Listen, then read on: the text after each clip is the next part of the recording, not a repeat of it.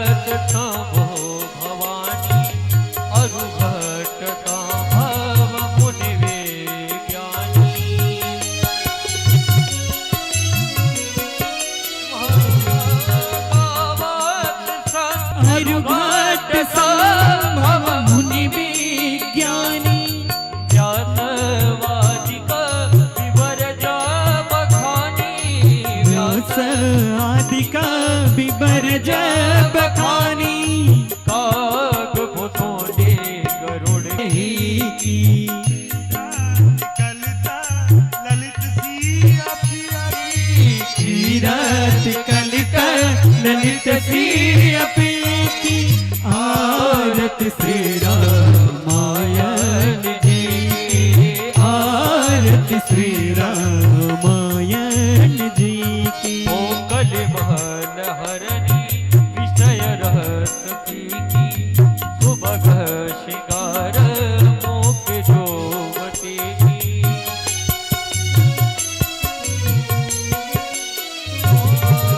कलिमाल हरणी विषय रस की सुबह शिकार मोक जोवती की। दलन रोग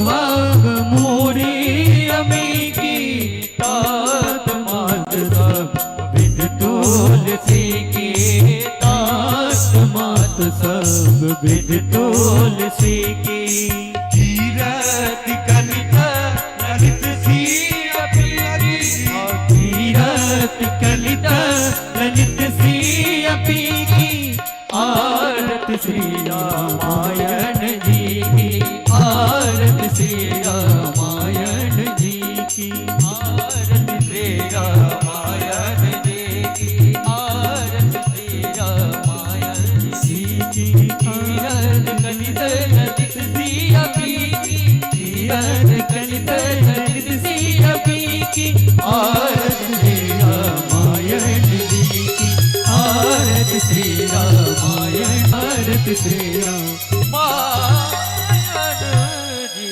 की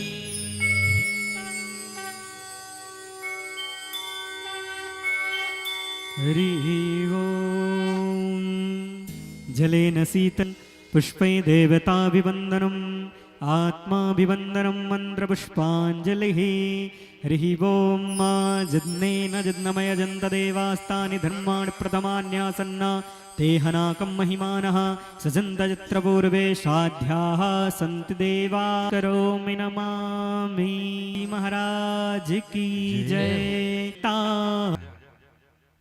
जो भी माताएं सामने खड़े हैं, आप सभी अपने अपने स्थान पर विराजमान हो जाएं। कमेटी से निवेदन है, कथा सामने बैठे कथा सुना रहे थे, इसलिए अपने सामने तब कथा होती है। इसलिए आप यदि कोई तकलीफ है तो कुर्सी पे बैठे, यदि नहीं कोई दिक्कत है आप सामने। अवध धाम से पधारे कथा व्यास परम पूज्य निशु भरद्वाज गोपी, अभी तक जो भी ना आ पाए हो अपने कार्य से निवृत्त होकर के कथा पंडाल में आने का प्रयास करें। निवेदन करते हुए व्यास भगवान को हम भक्तों को वहां ले चले जहां कल की कथा में आनंद देते हुए। जय सिया राम। राघव। जय सिया राम। जय जय सिया राम। श्री राम। जय जय सिया राम। जय जय सिया राम। जय जय सिया राम। श्री राम। जय जय सिया राम। जय जय सिया राम। जय जय सिया राम। जय जय सिया राम। जय जय सिया राम।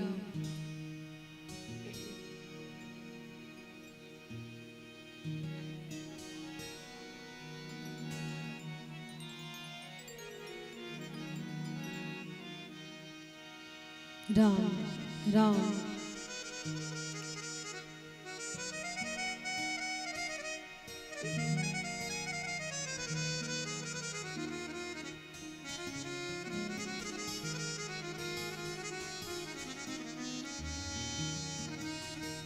हरि ओम।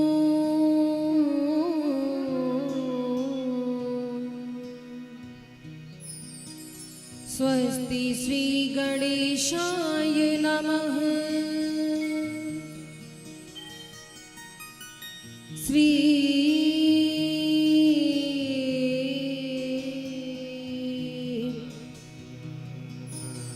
गुरुवे नमः।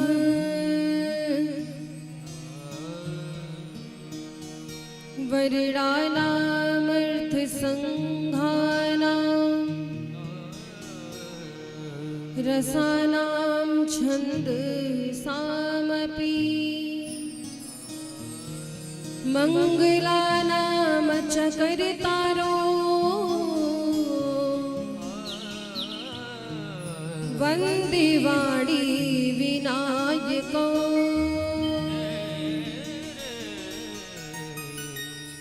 भवानी शंकरौ वन्दे श्रद्धा विश्वास रूपिणो। याभ्यां विना न पश्यन्ति सिद्धा स्वान्तस्थमीश्वरम्।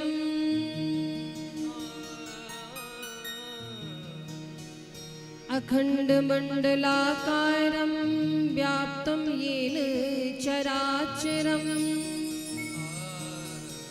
तत्पदं दर्शितं येन तस्मै श्रीगुरुवे नमः।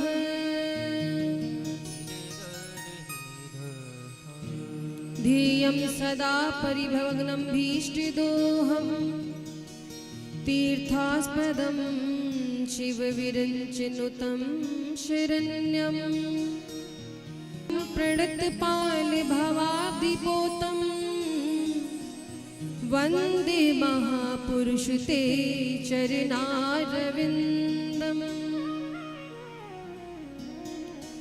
मङ्गलं कौसलेन्द्राय महनीति तनुजाय सार्वभौमाय मङ्गलम्।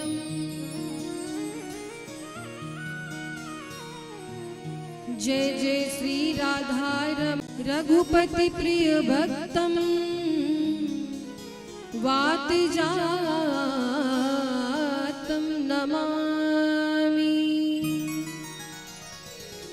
बोली राघवेंद्र सरकार की, बोली अयोध्या धाम की, बोलो चारों भैया की, बोली सरयू मैया की, बोली यज्ञ नारायण भगवान की, पंचमुखी हनुमान जी महाराज की, श्री रामचरितमानस भगवान परमाध्यक्ष अनंत कोटि ब्रह्मांड नायक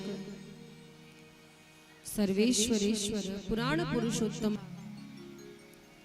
का श्रवण लाभ आप सभी बड़े भाव के साथ प्राप्त कर रहे हैं। आज कथा का तृतीय दिवस है।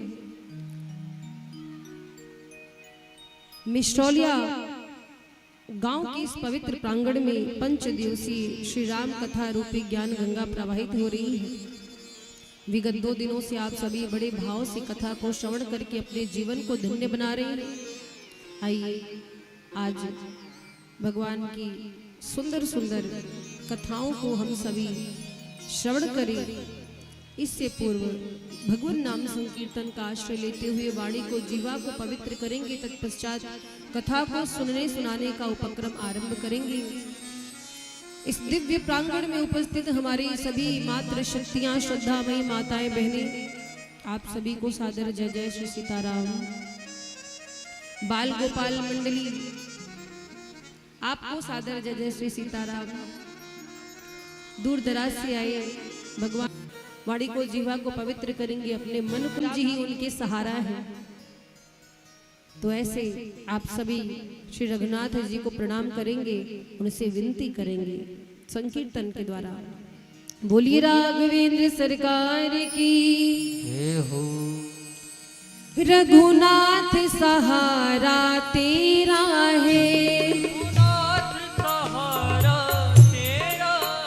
रघुनाथ सहारा तेरा है, रघुनाथ सहारा तेरा है, मेरे राम सहारा तेरा है, मेरे राम सहारा तेरा बोलो है, रघुनाथ सहारा तेरा है, रघुनाथ सहारा तेरा है, वो मेरा सहारा कोई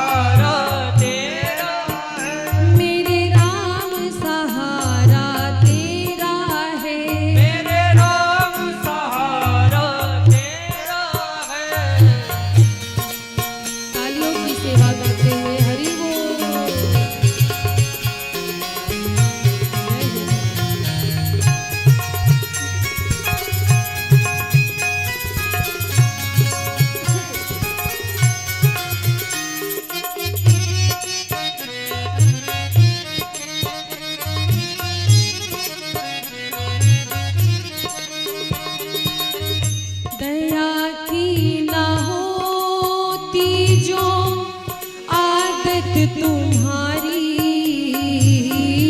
दया की न होती जो आदत तुम्हारी, दया की ना होती जो आदत तुम्हारी, दया की न होती जो आदत तुम्हारी, तो सुनी ही रहती अदालत तुम्हारी, तो सुनी ही रहती अदालत तुम्हारी। मेरे राम सहारा तेरा है, मेरे राम सहारा तेरा है, हे रघुनाथ सहारा तेरा है। रघुनाथ सहारा तेरा है। दोनों हाथों को उठा करके तालियों की सेवा करते हुए बोलो राघवेंद्र सरकार की।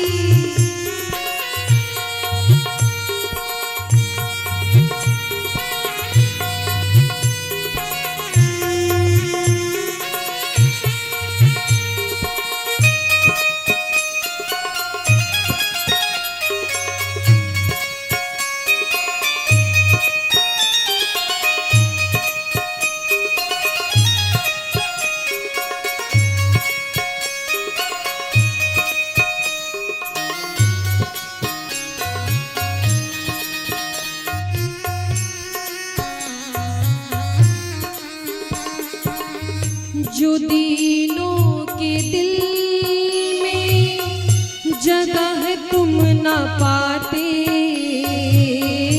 जो दीनों के दिल में जगह तुम ना पाते, जो दीनों के दिल में जगह तुम न पाते, जो दीनों के दिल में जगह तुम ना पाते, तो किस दिल में होती हिफाजत तुम्हारी, तो जिस दिल में होती हिफाजत तुम्हारी। मेरे राम सहारा तेरा है, ओ मेरे राम सहारा तेरा है, रघुनाथ सहारा तेरा है। रघुनाथ सहारा तेरा है। सभी लोग बोलो जिनको जिनको लगता है श्री राम जी ही उनका सहारा है, बाकी कोई सहारा नहीं है, वो दोनों हाथों को उठाएंगे। जिन्हें जिन्हें लगता है उठाइए हाथों को और तालियों की सेवा करते हुए कहेंगे रघुनाथ सहारा तेरा है। रघुनाथ बोलो। सहारा तेरा है, मेरे राम सहारा तेरा है, मेरे राम सहारा तेरा है, मेरा और सहारा कोई नहीं, मेरा सहारा कोई नहीं, ओ मेरा और सहारा कोई नहीं, ओ मेरा सहारा कोई नहीं। मेरे राम सहारा तेरा है, मेरे राम सहारा तेरा है, रघुनाथ सहारा तेरा है, रघुनाथ सहारा तेरा है, रघुनाथ सहारा तेरा है, रघुनाथ सहारा तेरा है, मेरे राम सहारा तेरा है, मेरे राम सहारा तेरा है, रघुनाथ सहारा तेरा है, रघुनाथ सहारा तेरा है, मेरे राम सहारा तेरा है, मेरे राम सहारा तेरा है, मेरे राम सहारा तेरा है, रघुनाथ सहारा तेरा है। बोली राघवेंद्र सरकार की। जय हो। महाराज यहाँ पर जो यज्ञ हो रहा है श्री हनुमत प्राण प्रतिष्ठा महायज्ञ, यहाँ पर श्री हनुमान जी के किस स्वरूप की स्थापना हुई है आपको पता है? हनुमान जी की जो प्रतिमा जिसकी प्राण प्रतिष्ठा हो रही है, कौन से हनुमान जी? हनुमान जी का कौन सा स्वरूप है, किसी को पता है? मालूम है कि नहीं? निवेदन है वो जो बाजा बज रहा है उसको थोड़ा बंद करवाइए। निवेदन है कमेटी से, वो जो बाजा बज रहा है सामने उसका साउंड या वॉल्यूम कम कर पाए, वहां का आवाज यहाँ डिस्टर्ब हो रहा है। हमारे यदि कमेटी के सदस्य आवाज सुन रहे हो, ये जो मंच के सामने जो बाजा चल रहा है उसको बंद करवाएं। श्री राम श्री राम। तो महाराज श्री हनुमान जी के किस स्वरूप की स्थापना हो रही है? पंचमुखी हनुमान जी की। पता है कि नहीं आप लोगों को? पंचमुखी हनुमान जी की स्थापना यहाँ हो रही है, जिसकी प्राण प्रतिष्ठा महामहोत्सव का आनंद आप सभी प्राप्त कर रहे हैं। अच्छा, पंचमुखी हनुमान कौन है? हनुमान जी ही है। देखिए, सबसे पहले जानेंगे श्री हनुमान जी का जो 5 मुख है वो किस चीज का प्रतीक है, और श्री हनुमान जी ने पंचमुखी स्वरूप धारण क्यों किया, आज इस पर चर्चा करेंगे। तो श्री हनुमान जी के 5 मुख हैं। वानर मुख है, गरुड़ मुख है, वाराह मुख है, नरसिंह मुख है और अश्व मुख है। ये 5 मुख है पंचमुखी हनुमान जी की। अच्छा, ये सारे मुख किस दिशा की ओर है और क्या प्रतीक, किस चीज का प्रतीक है? तो महाराज जो भगवान श्री हनुमान जी का वानर मुख है वो पूर्व दिशा की ओर रहता है। आप दर्शन करिएगा, जो वानर मुख है वो पूरब दिशा की ओर रहता है, और शत्रु पर विजय प्राप्ति करना हो तो हनुमान जी के वानर मुख का दर्शन करें। शत्रुओं पर विजय प्राप्त है वो उत्तर दिशा की आयु होती है। लंबी आयु का मतलब आप समझते हो कि उम्र ज्यादा हो जाएगी? नहीं महाराज, लंबी आयु का मतलब ये है कि आप संसार में रहो ना रहो, आपकी यश कीर्ति चिरकाल तक बनी रहेगी। यश और कीर्ति की प्राप्ति होती है। और चौथा जो मुख है, जो चौथा स्वरूप है वो नरसिंह जी का है। नरसिंह जी का जो मुख है वो दक्षिण दिशा की ओर है, और नरसिंह मुख का दर्शन करने से तनाव से मुक्ति मिलती है, जो मुश्किलें हैं, समस्याएं हैं वो दूर होती हैं। और पंचम है अश्वमुख। अश्वमुख ऊपर की ओर होता है, ऊपर की ओर होता है। अश्वमुख का दर्शन करने से समस्त मनोकामनाओं की पूर्ति होती है। अच्छा, ये तो हनुमान जी का स्वरूप था। हनुमान जी का स्वरूप है और किस चीज का प्रतीक है ये आपने जाना। अब यहाँ पर प्रश्न उठता है कि हनुमान जी ने पंचमुखी रूप धारण क्यों किया? तो ये उस समय की बात है जब भगवान श्री राम और रावण के मध्य, रावण बड़ा मायावी था, इतना अभिमानी कि राम जी की भगवत्ता को जानने के बाद भी अपनी पराजय स्वीकार नहीं कर रहा था। जीवन में कुछ लोग होते हैं, जानते हैं कि हम गलत हैं, लेकिन अपने हठ में खुद को झुकाना नहीं चाहते, और जो झुकता नहीं वो टूट जाता है, जो झुकता नहीं वो टूट जाता है। तो रावण भी छल दंभ के द्वारा युद्ध जीतना चाहता था। जब उसे लगा कि अब किसी भी प्रकार से राम जी से विजय प्राप्त नहीं हो सकती, तो उसने छल कपट किया। क्या किया? उसका एक भाई है अहिरावण, जो कि पाताल लोक का राजा है। तो अहिरावण अपने सौतेले भाई से कहा रावण ने कि किसी प्रकार से छल करके, कपट करके, माया के द्वारा राम और लक्ष्मण को आप पाताल में बंदी बना लो। और अहिरावण ने क्या किया? विभीषण जी का रूप बनाया, विभीषण जी का रूप बना करके पहुंच गए राम लक्ष्मण जी की कुटिया में और क्या कहा, प्रभु चलिए एक कार्य है। राम जी लक्ष्मण जी को लगा कि ये विभीषण जी हैं, साथ में चल पड़े। अहिरावण राम लक्ष्मण जी को पाताल लोक लेकर चला आया और जब पाताल लोक लेकर के आया, इधर हनुमान जी खोजने लगे कि मेरे स्वामी कहाँ चले गए, मेरे प्रभु कहाँ चले गए। कुटिया में श्री राम जी लक्ष्मण जी को देखा तो नहीं थे, विकल हो गए हनुमान जी। विभीषण जी के पास गए, तब विभीषण जी ने बताया कि मेरा ही वेश धारण करके दशानन का सौतेला भाई अहिरावण आया था और छल दंभ करके प्रभु श्री राम लक्ष्मण जी को पाताल लोक लेकर गया।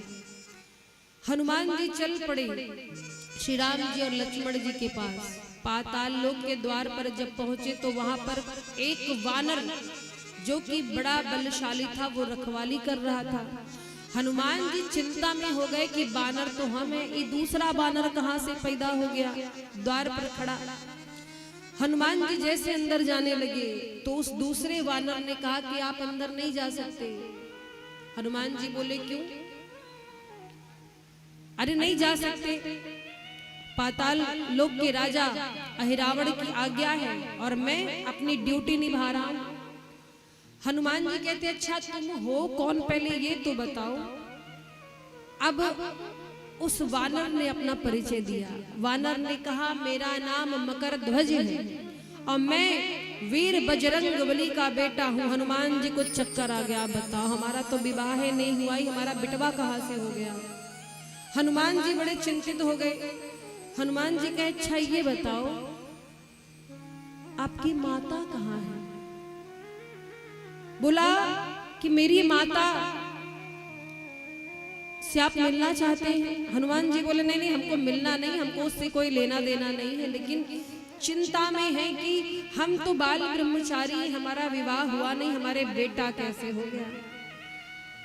मकरध्वज से पूछा कि ये बताओ तुम हनुमान जी के बेटे कैसे हुए? मकरध्वज कहता है आपको इससे क्या लेना देना, ये तो हम अपने पिता को बताएंगे। हनुमान जी ने कहा अपने पिता को आज तक देखे हो? मकरध्वज बोला नहीं देखे हैं। हनुमान जी बोले देख लो सामने ही खड़े हैं, हम ही तुम्हारे पिता हैं। मकरध्वज मुस्कुराया, पिताजी प्रणाम। हनुमान जी कहते भैया हम तो किसी से आज तक मिले भी नहीं, हम किसी को जानते भी नहीं, आप कहां से उत्पन्न हो गए? तब मकरध्वज ने कथा बताई। कहा कि पिताजी जब आप लंका दहन किए थे उस समय आपको अग्नि के ताप से घोर गर्मी हुई थी, पसीना हुआ था। आप जब अपनी पूंछ बुझाने के लिए समुद्र में आए तो आपके पसीने की एक बूंद समुद्र में गिर गई और एक मकड़ी ने आकर उसे ग्रहण कर लिया, गर्भवती हुई, फल स्वरूप हमारा जन्म हुआ। हनुमान जी ने कहा ये तो हमको पता ही नहीं था। हनुमान जी कहते हैं अच्छा भैया एक बात बताओ मकरध्वज, एक ही बूंद पसीना गिरा था कि औरों गिरा था? और तो कोई नहीं दावा करेगा कि हम उसके बाप हैं, कोई और हो तो बता दो, 2-4 बूंद तो नहीं गिर गया था। हनुमान जी मकरध्वज से कहते हैं कि देखो अब तुम हमारे बेटा हो, ठीक ना, हमें अंदर जाने दो, हम अपने प्रभु का कार्य करने आए हैं। मकरध्वज कहता है देखो पिता होगे घर पे, अभी हम अपनी ड्यूटी पे हैं और ड्यूटी के समय कोई संबंध नहीं, कोई प्रेम नहीं। हनुमान जी कहते हैं अंदर नहीं जाने दोगे? मकरध्वज ने कहा नहीं, हम अपनी ड्यूटी कर रहे हैं, अगर आपको अंदर जाना है तो मेरे से युद्ध करिए, यदि युद्ध में मुझे पराजित कर दिया तभी हम आपको अंदर जाने देंगे। हनुमान जी बोले कि बिना मार खाए मानोगे नहीं, हमरे बेटा हो कि हम ही को आग दिखा रहे हो। मकरध्वज कहता है क्या करे पिताजी, विवशता है। अब महाराज हनुमान जी का और मकरध्वज का युद्ध हुआ। युद्ध में बजरंगबली की विजय हुई। हनुमान जी पहुंचे तो क्या देखा, अहिरावण की जो कुल देवी है उनके सामने 5 दीपक जल रहा था। कितने? 5 दीप जल रहे थे और वो 5 दीपक ऐसे दिव्य थे कि जब तक वो 5 दीपक बुझते ना अहिरावण की मृत्यु ना होती। और उस दीपक को जो व्यक्ति एक साथ बुझा देता, एक फूंक में, वही अहिरावण का वध कर सकता था, वही उसी में शक्ति। तो हनुमान जी ने क्या किया, सोचा हमारे तो एक ही मुख है और ये 5-5 दीपक है, एक ही फूंक में बुझाना है तो ये तो संभव नहीं है, तो क्या करूं। सो वहां पर बजरंग बली ने अपने श्री राम जी के कार्य के लिए 5 मुख धारण किया, पंचमुखी हनुमान कहलाई। बोलो पंचमुखी हनुमान जी महाराज की जय हो।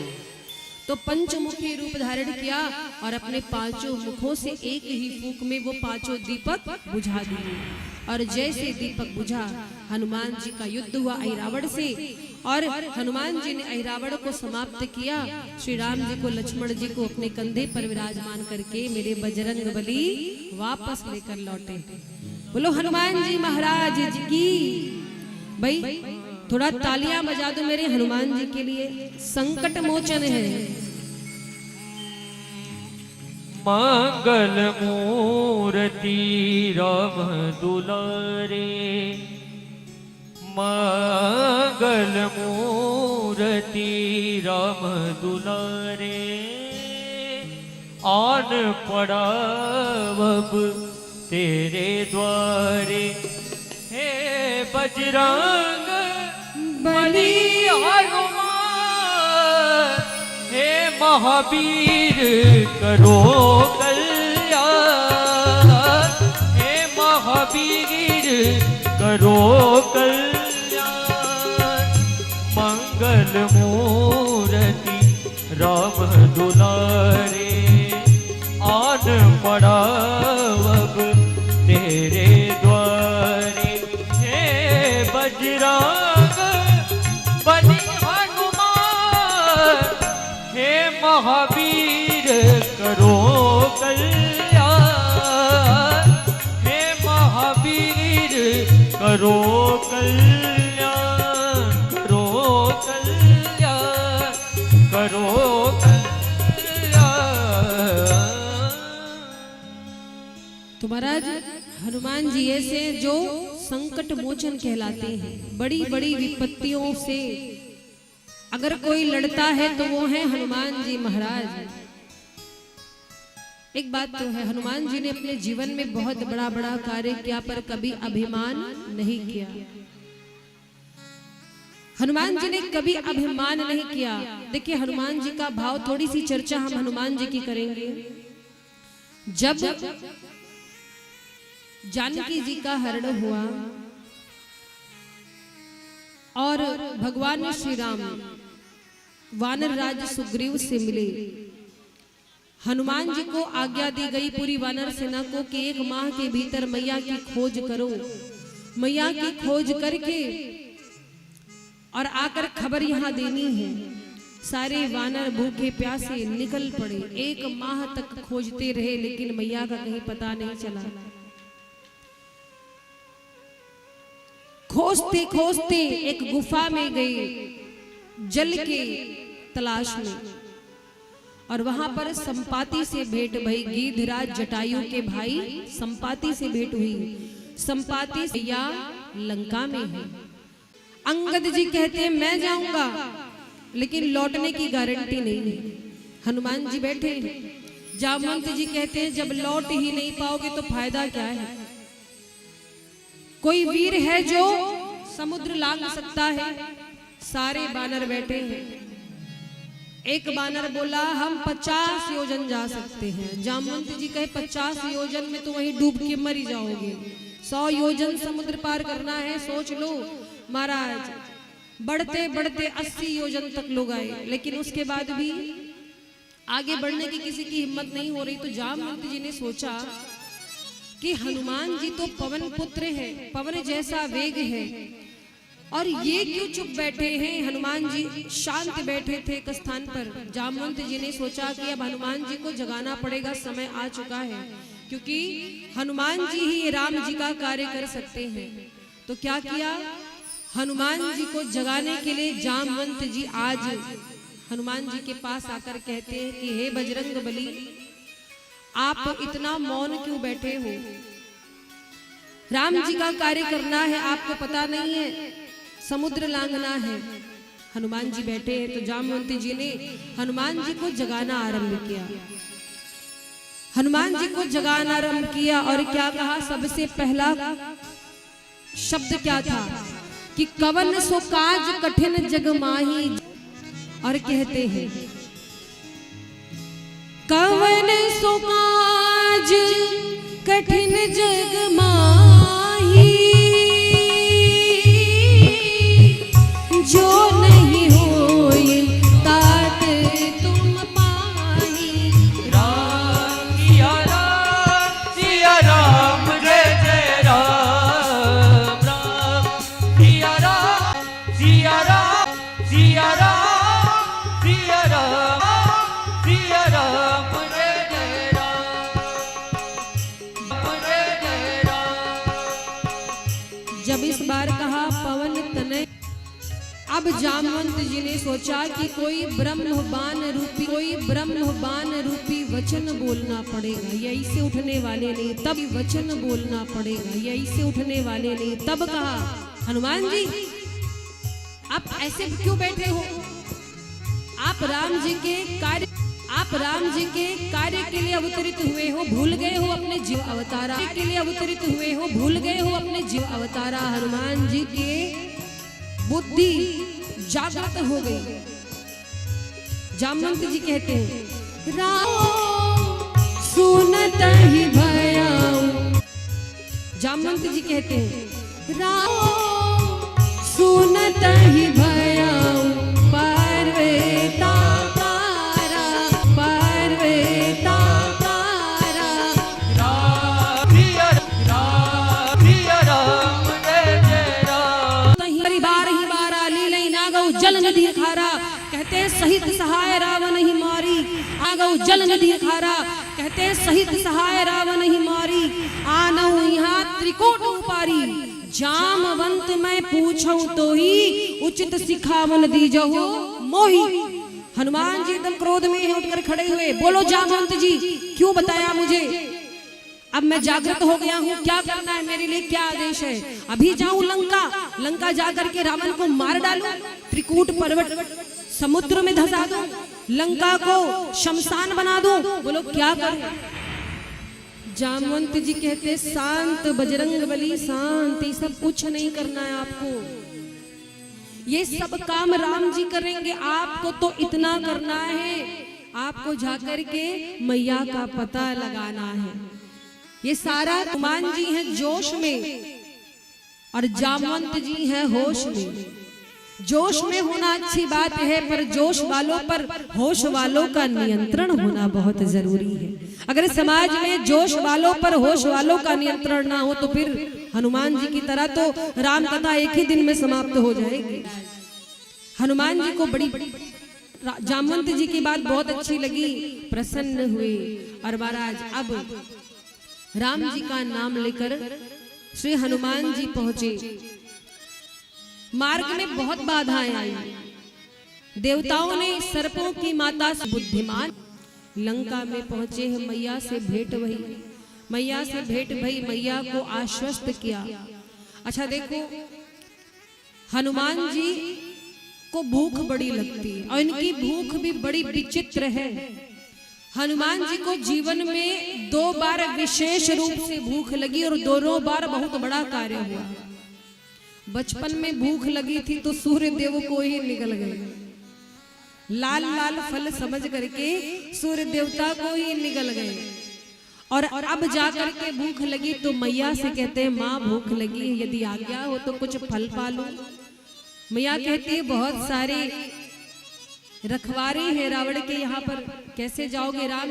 राम जी की कृपा से हनुमान जी कहते कोई चिंता नहीं माँ, बस आप आज्ञा दो।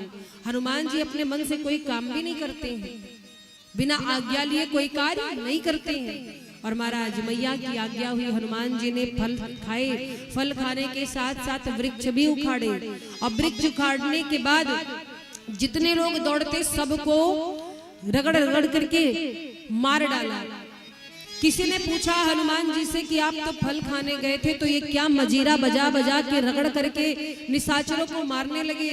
बोले हम तो कीर्तन कर रहे थे, अब वो बीच में आ जा रहे हैं तो पिस जा रहे हैं, हम क्या करें, हम तो राम नाम का कीर्तन कर रहे हैं, सीताराम सीताराम सीताराम कर रहे हैं। और सीताराम करते करते सबको सीताराम कर दिया। अच्छा, एक बात यहाँ आती है, हनुमान जी कौन है? साधु है, संत है।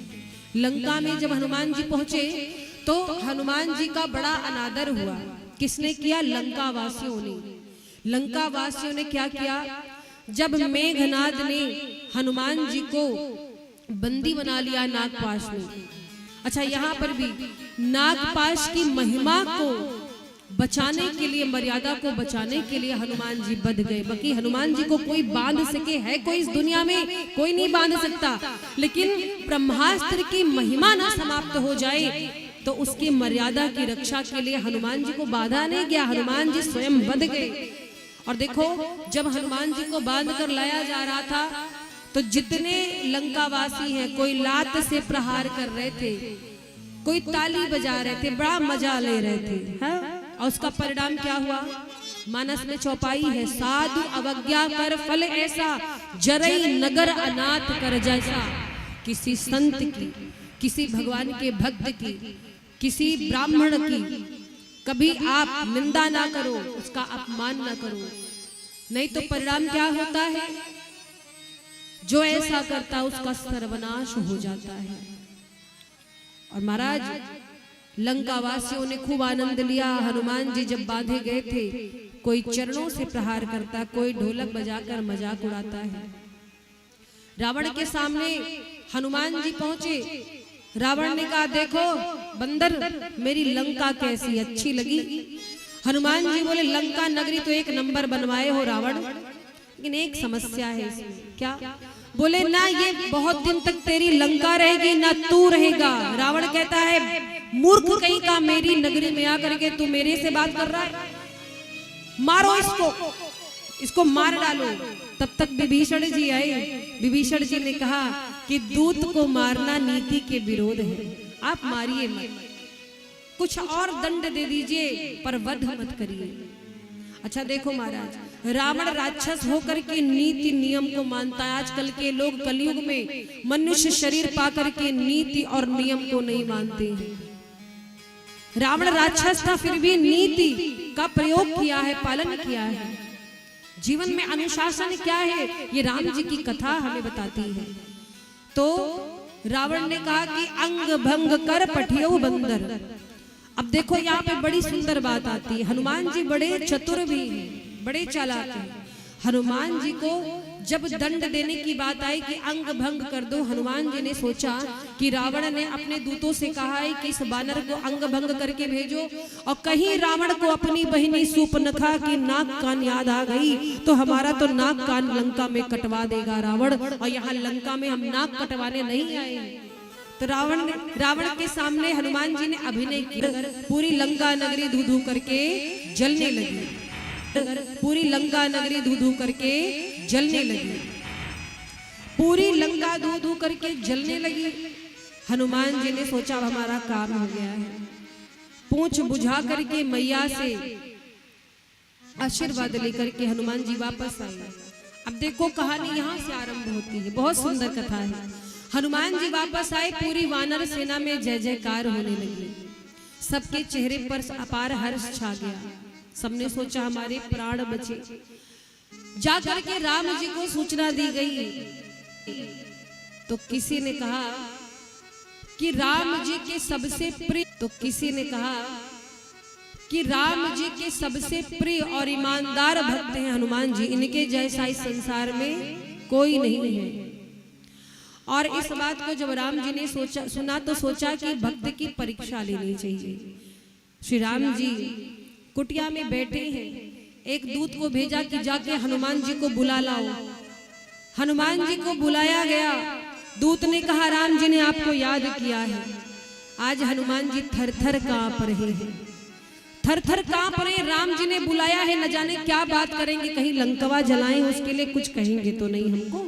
डरे हनुमान जी। और आज कौन कांप रहा है? जाके बल से गिरिवर कांपे, बड़े बड़े भूत प्रेत, बड़े बड़े पर्वत पहाड़ जिसके बल से कांप जाते हैं, वो हनुमान जी आज राम जी के डर से कांप रहे। आए, राम जी ने कहा आओ हनुमान बगल में बैठो।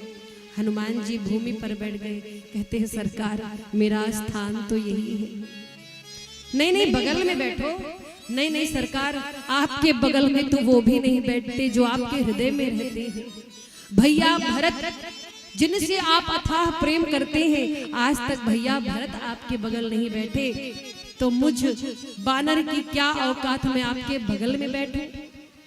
भैया भरत जी देखते हैं कि अगर आप शैया पर बैठे हैं, बिस्तर पर बैठे हैं तो भूमि पर बैठते हैं, आप भूमि पर बैठते हैं तो भैया भरत जमीन में गड्ढा खोद करके बैठते हैं। तो मैं तो आपका दास हूँ, मैं आपकी बराबरी कैसे कर सकता हूँ। राम जी ने कहा वो सब ठीक है, आज मैं तुमसे 3 प्रश्न पूछूंगा, हनुमान तीनों के सही उत्तर देना। हनुमान जी सोच रहे हैं भगवान न जाने क्या पूछेंगे आज। राम जी कहते बताओ तुम समुद्र को कैसे लागे हनुमान, इस पार से उस पार कैसे गए, सोच समझ के जवाब देना। हनुमान जी सोच रहे हैं भगवान को मैं मेरा अभिमान की भावना पसंद नहीं, अगर मैं कहता हूं कि मैंने समुद्र लागा तो ये उचित नहीं है। देखो हनुमान जी की चतुरता, क्या उत्तर दिया। हनुमान जी कहते प्रभु हमने समुद्र नहीं लागा। राम जी कहते लक्ष्मण कर लो बात। ये कहते हैं समुद्र नहीं लागे, तो कौन समुद्र लागा। हनुमान जी कहते सुनिए प्रभु आपने मुझे मुद्रिका दी थी ना, वही मुद्रिका मैंने मुख में रखी, इस पार से उस पार पहुंच गया, समुद्र को मैंने नहीं लागा सरकार, आपकी मुद्रिका ने लागा है, आपकी मुद्रिका ने लागा है। काम इतना बड़ा किया पर क्रेडिट नहीं लिया। यहाँ थोड़ा सा दान पुण्य करते 5 बार नाम लिखवाते हमारा नाम बुला दीजिए, लेकिन हनुमान जी ने इतना बड़ा कार्य किया। कहते हैं प्रभु मुद्रिका मिल मुख माही, जल दिलाई गए अचरज नाई। राम सिया राम जय जय राम, राम सिया राम जय जय राम। राम सिया राम जय जय राम, सिया राम जय जय राम।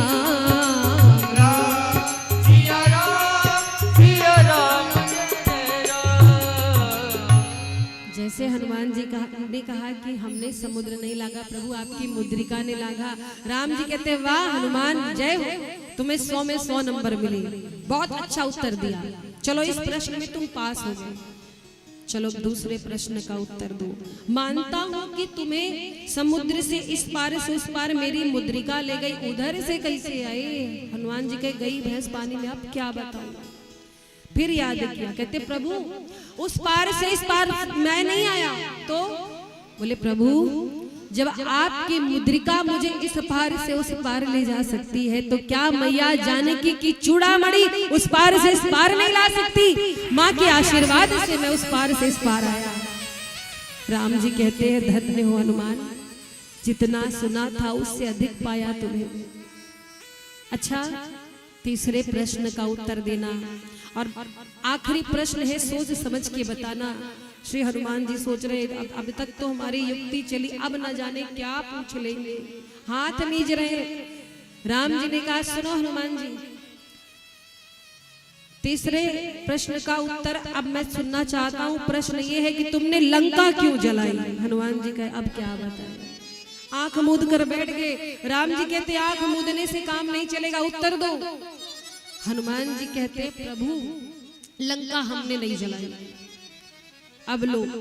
हनुमान जी आप झूठ बोल रहे हो। हनुमान जी कहते प्रभु मेरी माँ ने कभी मुझे झूठ बोलना सिखाया ही नहीं, मैं झूठ बोलता ही नहीं, मेरे पास प्रमाण है। राम जी कहते क्या प्रमाण है। हनुमान जी कहते मैं प्रमाण दे सकता हूं कि लंका हमने नहीं जलाई। राम जी कहते क्यों, आपकी पूंछ से ही तो पूरी लंका में आग लगी। हनुमान जी कहते प्रभु पहले मेरी पूरी बात सुन लीजिए, फिर आप प्रमाणित करिएगा कि लंका हमने जलाई। राम जी कहते किसी का घर जलाना अच्छी बात है, चलो बताओ। हनुमान जी कहते प्रभु मैं जब गया मेरी पूंछ में आग लगाई गई, लंका के जितने घर से कपड़ा आया हुआ था, तेल आया था, सबने भंडारे में चंदा दिया था, तो भंडारे का प्रसाद पहुंचता कि ना पहुंचता घर पे, आप बताइए भाई। अगर कहीं भंडारा होता है तो सबके घर से चंदा आता है, और जो चंदा देता है क्या कहता है, भैया भंडारे का प्रसाद हमको मिलना चाहिए। तो बोलो, हनुमान जी कहते प्रभु जिसके जिसके घर से चंदा आया था उसके उसके घर प्रसाद अपने आप पहुंच गया, हमने लंका नहीं जलाई।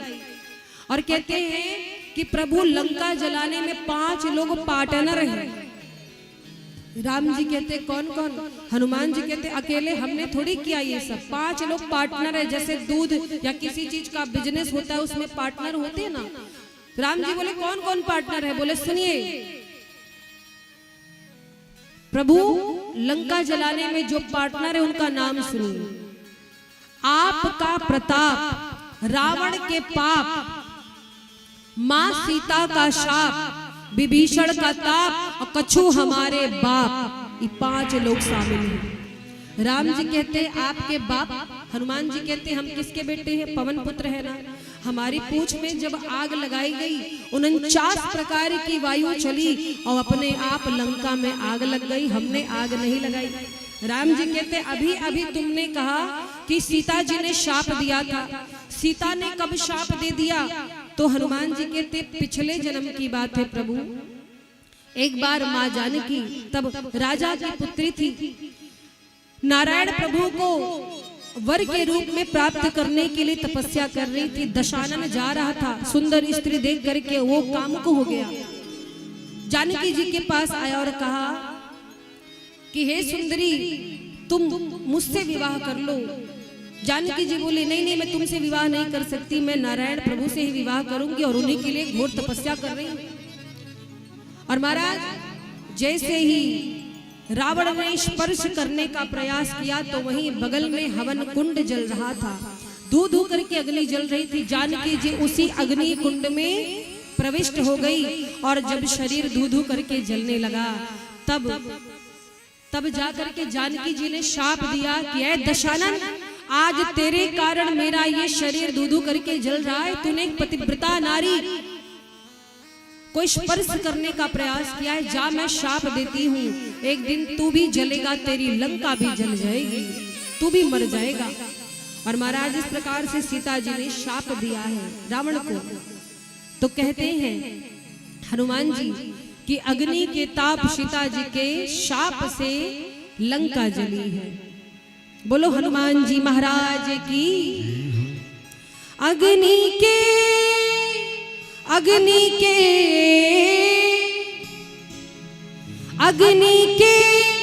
ताप से जली नगरी, नगरी सोने की रघुराई, सोने की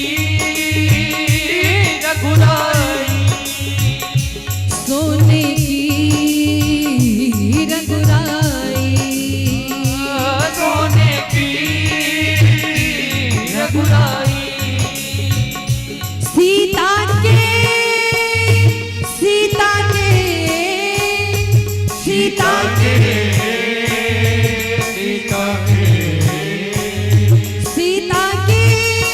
शाप से जली नगरी, नगरी सोने की रघुराई, सोने की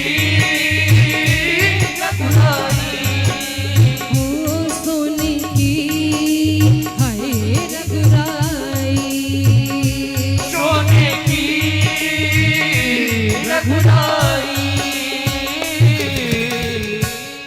तो हनुमान जी जैसा राम भक्त कोई हो नहीं सकता महाराज, इनके जैसा राम जी का प्रेमी कोई ना हुआ है ना होगा।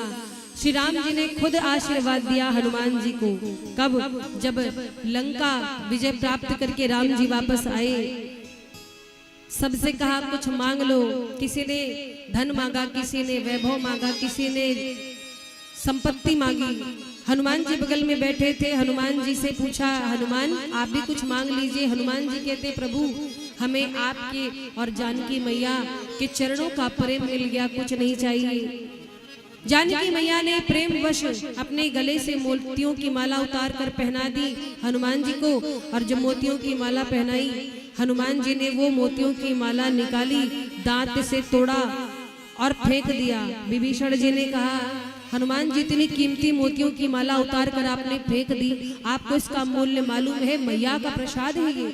हनुमान जी कहते, इस मोतियों की माला जो है मैं उसमें राम नाम खोज रहा हूँ और इसमें कहीं मेरे राम जी का नाम नहीं, और जो राम का नहीं वो मेरे काम का नहीं। और जब फेंक दिया तो विभीषण जी ने कहा, अच्छा आप कहते हैं जिस चीज में राम जी का नाम नहीं वो व्यर्थ है, तो क्या आपके अंदर है राम जी? जैसे ही ताना मारा, हनुमान जी ने अपना सीना फाड़ कर दिखला दिया, और जो सीना फाड़ के दिखलाया तो श्री सीताराम जी के सुंदर स्वरूप का सबने दर्शन किया। राम जी खड़े हुए और कहा कि हनुमान, तेरे जैसा राम भक्त कोई हुआ न होगा मत वाला, तेरे जैसा राम भक्त कोई हुआ न होगा मत वाला। एक जरा सी बात पे तुमने सीना फाड़ दिखा डाला, एक जरा सी बात पे तुमने सीना फाड़ दिखा डाला। बोली हनुमान जी महाराज की। तो ऐसे मेरे वीर बजरंग बली। आज भगवान की बहुत सुंदर कथा आप सुनेंगे, भगवान के प्राकट्य उत्सव की कथा। कल चर्चा हो रही थी कि भगवान भोलेनाथ और माँ पार्वती का विवाह हुआ। पार्वती जी का पाणी ग्रहण संस्कार किया है, कन्यादान किया है मैया, और बाबा ने पार्वती जी विदा होकर के कैलाश पर आई। बेटी को विदा करते समय मैना मैया ने बहुत प्रकार से समझाया कि बिटिया सदा शिव जी के चरणों की दासी बनकर के रहना, उनकी सेवा करना, यही नारियों का परम धर्म है। और महाराज एक बात मैं निवेदन करूं, आप लोग भी बेटी के माता पिता हैं, कभी न कभी आपकी भी बेटियों का विवाह होगा। एक निवेदन ये है कि बेटी के विवाह में खूब खर्च करो, कोई बात नहीं, अपने सामर्थ्य के अनुसार जितना दहेज देना हो दो, जो आपका सामर्थ्य हो। लेकिन विदाई के समय बेटी को एक छोटी सी रामचरितमानस की पोथी जरूर देना और कहना कि बिटिया जब तुम्हें टाइम मिले तो इसको पढ़ना, और पढ़ने के बाद इसमें क्या लिखा है उसको अपने जीवन में उतारना। ये मर्यादा की कथा है, प्रेम की कथा है, त्याग की कथा है। बेटे को संस्कार जरूर देना चाहिए, क्योंकि महाराज आप बेटी को विदा करते हो, उसे ये जरूर समझाओ कि अब आप अपने घर जा रहे हो, आपको वहां प्रेम से रहना है। जैसे हम आपके माता पिता हैं, आपके सास ससुर भी वहां पर माता पिता, उनकी सेवा करना। कोई ऐसा कार्य मत करना कि हमारी पगड़ी नीची हो जाए, कहीं तुम्हारे द्वारा कोई शिकायत मिले तो हमारा मुंह कभी नहीं देखोगी। आजकल के माता पिता क्या करते हैं, बेटियों को विदा करते कहते बिटिया किसी की सुनना मत, कोई दिक्कत हो एक फोन करना आ जाएंगे, हालत टाइट कर देंगे उन लोगों की। इतना दहेज जो गिना है, कि नहीं कहा जा रहा है कि आप विवाह के बाद मायके वालों को भूल जाओ, लेकिन एक बिटिया को ये चाहिए कि जब ससुराल आ गई है तो उसको अपना परिवार समझे। घर की छोटी मोटी बातों को हर जगह ट्रांसफर करना फोन से छोड़ो, क्योंकि आप ऐसा करके नजरों में गिर जाते हो। अपने घर में कोई गलती होती, मान लो मायके में, वो तो आप छुपाते, वो तो किसी को नहीं बताते, कोई जान ना जाए। तो ससुराल भी तो आपका घर है। मान लो कोई बात हो ही गई, जहाँ 4 बर्तन है वहां खनकते जरूर है, थोड़े बहुत तो लगा रहता है, पर ये नहीं कि छोटी छोटी बात फोन करके अपनी सास की बुराई, ननद की बुराई, घर में जो लोग हैं अपने घर की बुराई करते रहो। क्योंकि एक बात जान लो, आपका घर परिवार आपका है, कोई आएगा नहीं। तो अपने परिवार के मान सम्मान का ख्याल रखिए, बेटे को अच्छा संस्कार दीजिए। कुछ बच्चियां हैं धौंस दिखाती हैं, इतना पैसा लेकर आए, कभी जीवन में काम नहीं किया है। बेटी को कितने भी बड़े घर में विवाह करके भेज दीजिए, लेकिन उसको रसोई बनाना जरूर सिखाइएगा, रसोई के काम जरूर आना चाहिए। क्यों? क्योंकि उसका एक लॉजिक है।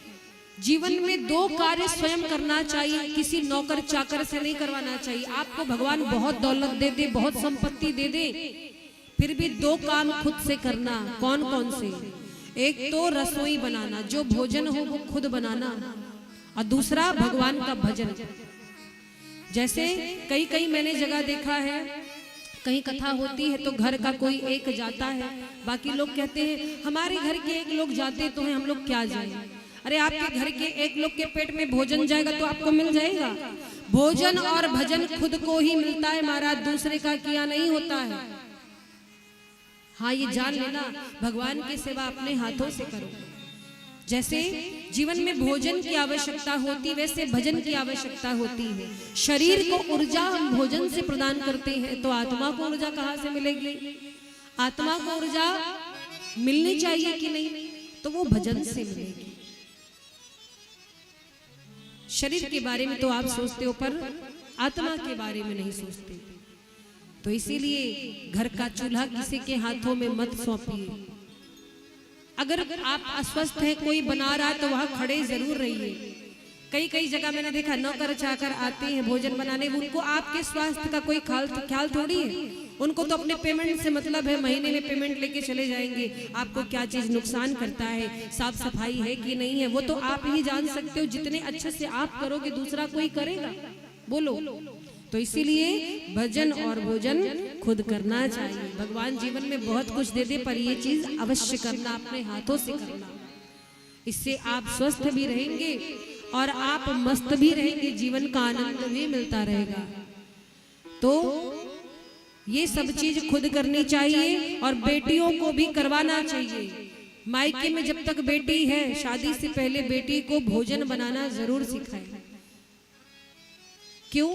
क्योंकि भोजन बनाना नहीं आएगा तो वो कितनी भी पढ़ी लिखी हो, ससुराल में डिग्री नहीं चलती महाराज। बोलो सही है कि गलत? बहुत बड़ी बड़ी डिग्री ले लिया है, अब भोजन बनाना नहीं आता तो किसी लायक नहीं माना जाएगा। और उसी जगह बहुत पढ़े लिखे नहीं हो पर घर परिवार की देख रेख अच्छे से कर सकते हो तो, क्योंकि देखो नारी कौन है? अन्नपूर्णा है ना। और भोजन बढ़िया मिलता है तो लोग कितने खुश हो जाते हैं, और उसी जगह भोजन गड़बड़ मिल जाए, पत्नी बड़ी सुंदर हो तो वो सुंदरता लेकर क्या करेगा इंसान? सुंदरता 2-4 दिन की होती है, उसके बाद तो महाराज सब सुंदरता समाप्त हो जाती है। एक बार की बात है, याद आया, पति पत्नी थे, दोनों में खूब झगड़ा होता था, खूब झगड़ा हो। पति बेचारा परेशान अपने मित्र के पास गया, मित्र से बोला आज बहुत टेंशन में हूँ। मित्र बोला क्या हुआ? क्या बताऊं, तुम्हारी भाभी मुझसे लड़ते रहती है हमेशा। मित्र बोला कि भाभी से झगड़ा क्यों होता है? बोले हमें खुद ही नहीं पता, हर चीज में कमी वो निकालती रहती है। तो मित्र ने कहा कि मेरे पास एक मंत्र है जिससे आपका झगड़ा समाप्त हो सकता है, उसी मंत्र को जीवन में उतार लो। आदमी बोला अच्छा बताइए कौन सा मंत्र? तो उसका मित्र कहा कि आप अपने पत्नी के हाथों के बने भोजन की प्रशंसा करते हो कभी? वो आदमी बोला भोजन की प्रशंसा तब तो करेंगे जब भोजन उस लायक बनेगा, कभी नमक कम कभी मिर्ची ज्यादा। मित्र कहा देखो घर को खुशहाल रखने का नियम है, भोजन बढ़िया बने चाहे नहीं, नियम है, उसकी तारीफ करो, प्रशंसा करो, इससे झगड़ा नहीं होगा। वो आदमी बोला चलो ठीक है भैया, आज से जैसा रूखा सूखा मिलेगा हम खा लेंगे, हम झगड़ा नहीं करेंगे, आज से हम तारीफ ही करेंगे, देखते तुम्हारा मंत्र काम करता है कि नहीं। अब वो आया घर पे, पत्नी गई रसोई से बढ़िया भोजन परोस के लाकर टेबल पे रखी। अब इसने तो पहले ही सोचा था मित्र की बात मानकर कि आज तो हमें प्रशंसा करनी है, लगा प्रशंसा करने, वाह क्या खुशबू आ रही देवी, ऐसा लग रहा है कि तुमने अमृत बना दिया है। आहा, जब रोटी देखने में इतनी सुंदर है तो पाने में कितनी स्वादिष्ट होगी। अरे रोटी नहीं तो चांद का टुकड़ा है, चांद का टुकड़ा। देवी तुम्हारे हाथों का स्पर्श पाकर के ये जल अमृत बन गया है। अब पत्नी को आई गुस्सा, गई रसोई में बेलन लेकर आई, लगी मारने। पति कहता रे आज तो मैंने तुम्हारे हाथों से बने भोजन की प्रशंसा की है, आज क्यों मार रही हो? पत्नी कहती 40 साल हो गए खाना बनाते, आज तक तुमने तारीफ नहीं की, आज पड़ोसन क्या दे गई, तुमने तारीफों के पुल बांध दिए। प्रेम से बोलो राघवेंद्र सरकार की। तो प्रशंसा भी सोच समझकर करनी चाहिए, लेकिन कार्य अच्छा रहेगा तो प्रशंसा होगी। चर्चा कर रहे थे कि बेटियों को घर के कार्य काज भी सिखाइए, भोजन बनाना, बड़ों की सेवा करना, साफ सफाई, और बेटी को रामचरितमानस देकर विदा करिए कि बिटिया इसे पढ़ना, जीवन में उतारने का प्रयास करना, घर परिवार सुखी रहेगा, बड़ों का आशीर्वाद मिलेगा। पार्वती जी की मैया ने भी खूब आशीर्वाद देकर समझा कर भेजा। पार्वती जी भोले बाबा के साथ कैलाश पर आई, कुछ समय बीता बड़े आनंद के साथ। उसके बाद उनके पुत्र कार्तिकेय जी का जन्म हुआ है। कार्तिकेय जी ने तारकासुर का वध किया है, पूरे संसार को निर्भय किया। एक दिन की बात है, माँ पार्वती बैठी थी कैलाश पर, देखा भगवान भोलेनाथ मंद मंद मुस्कुरा रहे हैं, बड़े शांत भाव से बैठे हैं। पार्वती भैया सोची कि अच्छा समय है, आज मैं इनसे कुछ पूछूं, अपने हृदय की बात कहूं। निकट गई, जब निकट जाकर प्रणाम किया, भोले बाबा ने पार्वती जी को अपने वाबांग में बैठाया है, बहुत सम्मान किया। और पार्वती जी ने हाथ जोड़ करके भोले बाबा से कहा कि प्रभु, इससे पूर्व जब मैं सती रूप में थी तो भगवान श्री राम के चरित्र के प्रति मुझे शंका हो गई थी, पर अब शंका नहीं, अब जिज्ञासा है। मैं राम जी की कथा सुनना चाहती हूँ, मुझे राम जी की कथा सुनाइए। राम जी कौन है मैं जानना चाहती हूँ, और राम जी ने कौन कौन से चरित्र किए ये भी बताइएगा सरकार। आज एक एक करके मैया पूछ रही हैं, कहती हैं कि सबसे प्रथम ये बताइएगा कि निर्गुण और सगुण में भेद क्या होता है। ये निर्गुण ब्रह्म और सगुण ब्रह्म कौन है, और निर्गुण ब्रह्म सगुण रूप धारण करके क्यों आते हैं। और एक एक करके मैया ने एक एक बात पूछी है। कहती हैं कि हे प्रभु, मुझे कथा सुनाइए, और जो कुछ मैं ना पूछी हूं उसको भी सुनाइएगा। अतियारती पूछऊं सुर राया, अतियारती पूछऊं सुर राया, रघुपति कथा कहूं कर दाया, रघुपति कथा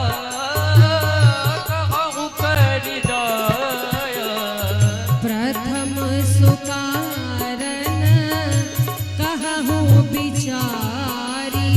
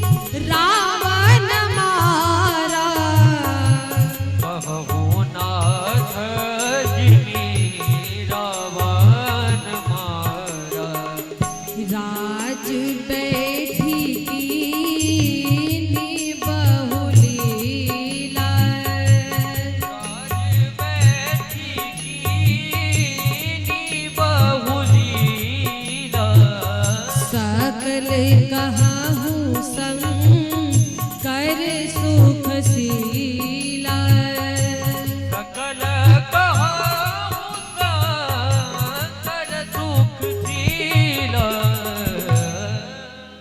पार्वती जी हाथ जोड़कर भगवान भोलेनाथ के चरणों में बैठ गई। सरकार, सती रूप में मेरे से अपराध हो गया था, जिसका दंड मैंने पा लिया है। आपने भी त्याग दिया था, मुझे शरीर छोड़ना पड़ा, पर अब वो अपराध मैं दोबारा नहीं करना चाहती।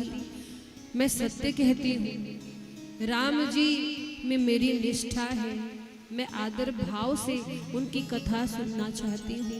आप कृपा करके मुझे राम जी की कथा सुनाइए। अति आरत पूछौ सुर राया। आप पहले ये बताइए निर्गुण और सगुण में भेद क्या है, और इसके बाद मुझे बताइएगा कि राम जी का अवतार इस धरती पर क्यों हुआ, उन्होंने बचपन में कैसे कैसे चरित्र किए, मुझे जरूर सुनाइए स्वामी। और ये भी बताइएगा कि किस प्रकार से श्री राम जी का और जानकी जी का विवाह हुआ था, मिथिला में प्रभु कैसे पहुंचे, विवाह की कथा अवश्य सुनाइएगा।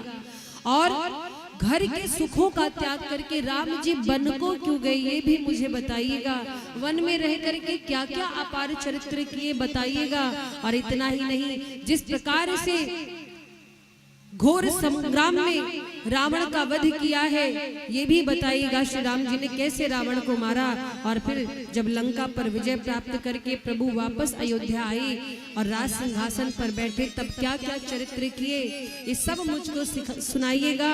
और प्रभु मान लीजिए मुझसे कोई प्रसंग छूट गया हो जो मैं ना पूछ पाई हूँ, तो आप छुपाइएगा नहीं, सब मुझे सुनाइएगा। मैं एक एक कथा सुनना चाहती हूँ। और महाराज एक एक बात पार्वती मैया पूछ रही हैं। भगवान भोलेनाथ का शरीर रोमांचित हो गया, शरीर पुलकित हो गया, आंखों में आंसू आ गए। क्यों? क्योंकि इधर माँ एक एक बात पूछ रही, उधर भोलेनाथ की आंखों के आगे वो सारे दृश्य नाचने लगे। हरि ही रामचरित सब आए, प्रेम पुलक लोचन जल छाए। और भगवान ने कहा है कि मम गुण गावत पुलक शरीरा, गद गद गिरा नयन बह नीरा। जब मेरी चर्चा को सुन करके आंखों में आंसू आ जाए तो समझ लेना आंसू आ गए। देखो एक बात जान लो, शिव जी से बड़ा सत्संगी और राम जी का प्रेमी कोई होगा नहीं। अगर कोई राम जी का नाम भी लेता है तो शिव जी की समाधि लग जाती है, ऐसा प्रेम है भोलेनाथ का। और महाराज शिव जी की एक विशेषता जानते क्या है?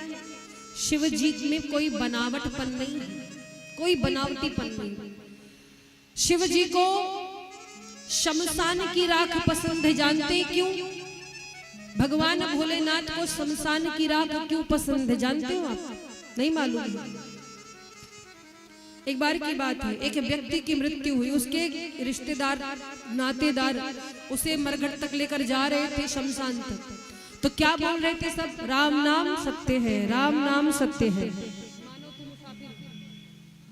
राम नाम सत्य, राम नाम सत्य बोल रहे थे। तो क्या हुआ? शिव जी ने सुना, अरे ये तो अपना समाज है, ये तो मेरे राम जी का प्रेमी समाज है, राम नाम सत्य कह रहे। शिव जी पीछे पीछे हो लिए कि अब मैं इसी समाज में रहूंगा, क्योंकि ये कितने अच्छे हैं, राम नाम सत्य बता रहे हैं। शिव जी पीछे पीछे शमशान घाट तक गए। अब जब उस पार्थिव शरीर को चिता पर रख दिया गया तो राम नाम सत्य जो बोला जा रहा था वो बंद हो गया। अब सब क्या कर रहे हैं? अब सब संसार की वार्ता करने लगे। एक आदमी पूछा ये कब समाप्त हुए? दूसरे ने कहा भैया हमको भी आज सुबह ही फोन आया। एक ने कहा अरे क्या बताए, दुकान खोलनी थी, लेट हो रहा है। शिव जी ने कहा लो, हम तो इनको बड़ा अच्छा समझ रहे थे कि ये लोग राम नाम सत्य कर रहे हैं। हाँ, ये लोग समझ चुके हैं कि राम नाम ही सत्य है, लेकिन ये तो फिर संसार के प्रपंचों में फंस गए। अरे इनसे अच्छा तो वो मुर्दा है जो राम जी का नाम सुनते सुनते मिट्टी में मिल गया। तो ये मुर्दा ही पवित्र है, और इसीलिए उस मुर्दे की राखों को भगवान शिव अपने शरीर में लपेटते हैं। कहते हैं कि इस संसार के प्राणियों से अच्छा तो ये मुर्दा है। राम नाम सत्य का बोध इसको हो गया, इसीलिए तो शरीर छूट गया। तो महाराज ये संसार क्या है? धर्मशाला है। जैसे आप लोग रेंट पे कहीं रहते हो, किराए का मकान होता है ना, मकान किराए का होता है, जब तक भाड़ा दे रहे हो, किराया दे रहे हो, तब तक उसमें रह सकते हो। जिस दिन मकान मालिक ने चाहा खाली करा देगा, फिर हमारा आपका कुछ लगने वाला नहीं। तो ऐसे ही इस संसार में हम लोग किराए पर आए हैं। भगवान के हाथों की कठपुतली है, जैसा प्रभु चाहते हैं नचाते हैं, एक स्वप्न के समान है। ये एक ऐसा स्थान है जो अपना नहीं है, एक ना एक दिन जाना है हमें यहाँ से, और इस बात को शिव जी भली भांति जानते हैं, और इसीलिए शिव जी सदैव राम नाम में मस्त रहते हैं। मानो तू है मुसाफिर, मानो तू है मुसाफिर, दुनिया है धर्मशाला,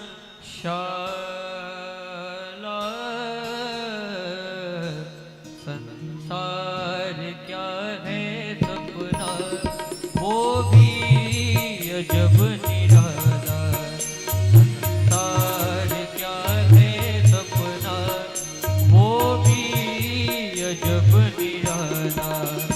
मानो तू है मुसाफिर, दुनिया है धर्मशाला, संसार क्या है सपना, वो भी अजब निराला, संसार क्या है सपना, वो भी अजब निराला।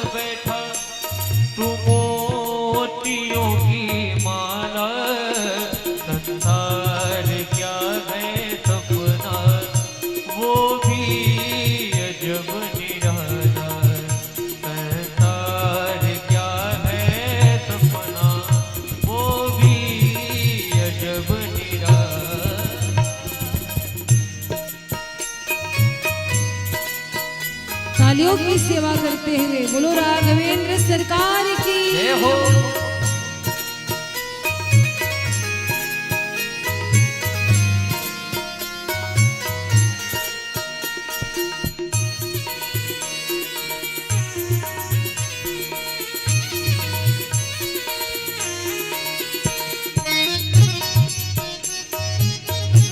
जय हो।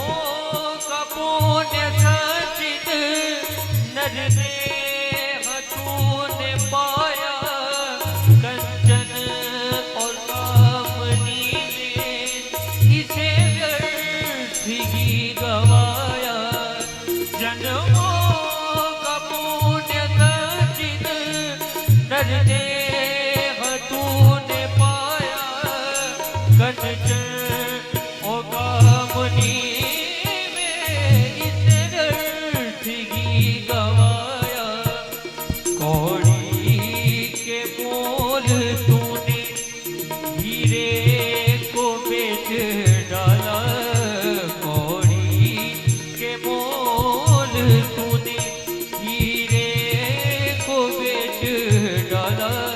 संसार क्या है सपना वो भी अजब निराला, संसार क्या है सपना वो भी अजब निराला। मानो तू है मुसाफिर दुनिया है धर्मशाला, संसार क्या है सपना वो भी अजब निराला, वो भी अजब निराला, वो भी अजब निराला।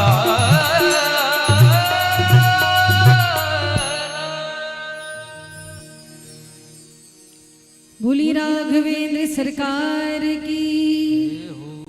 तो महाराज भगवान भोलेनाथ बड़े हर्षित हो गए। भगवान का सारा चरित्र उनकी आंखों के आगे नाचने लगा।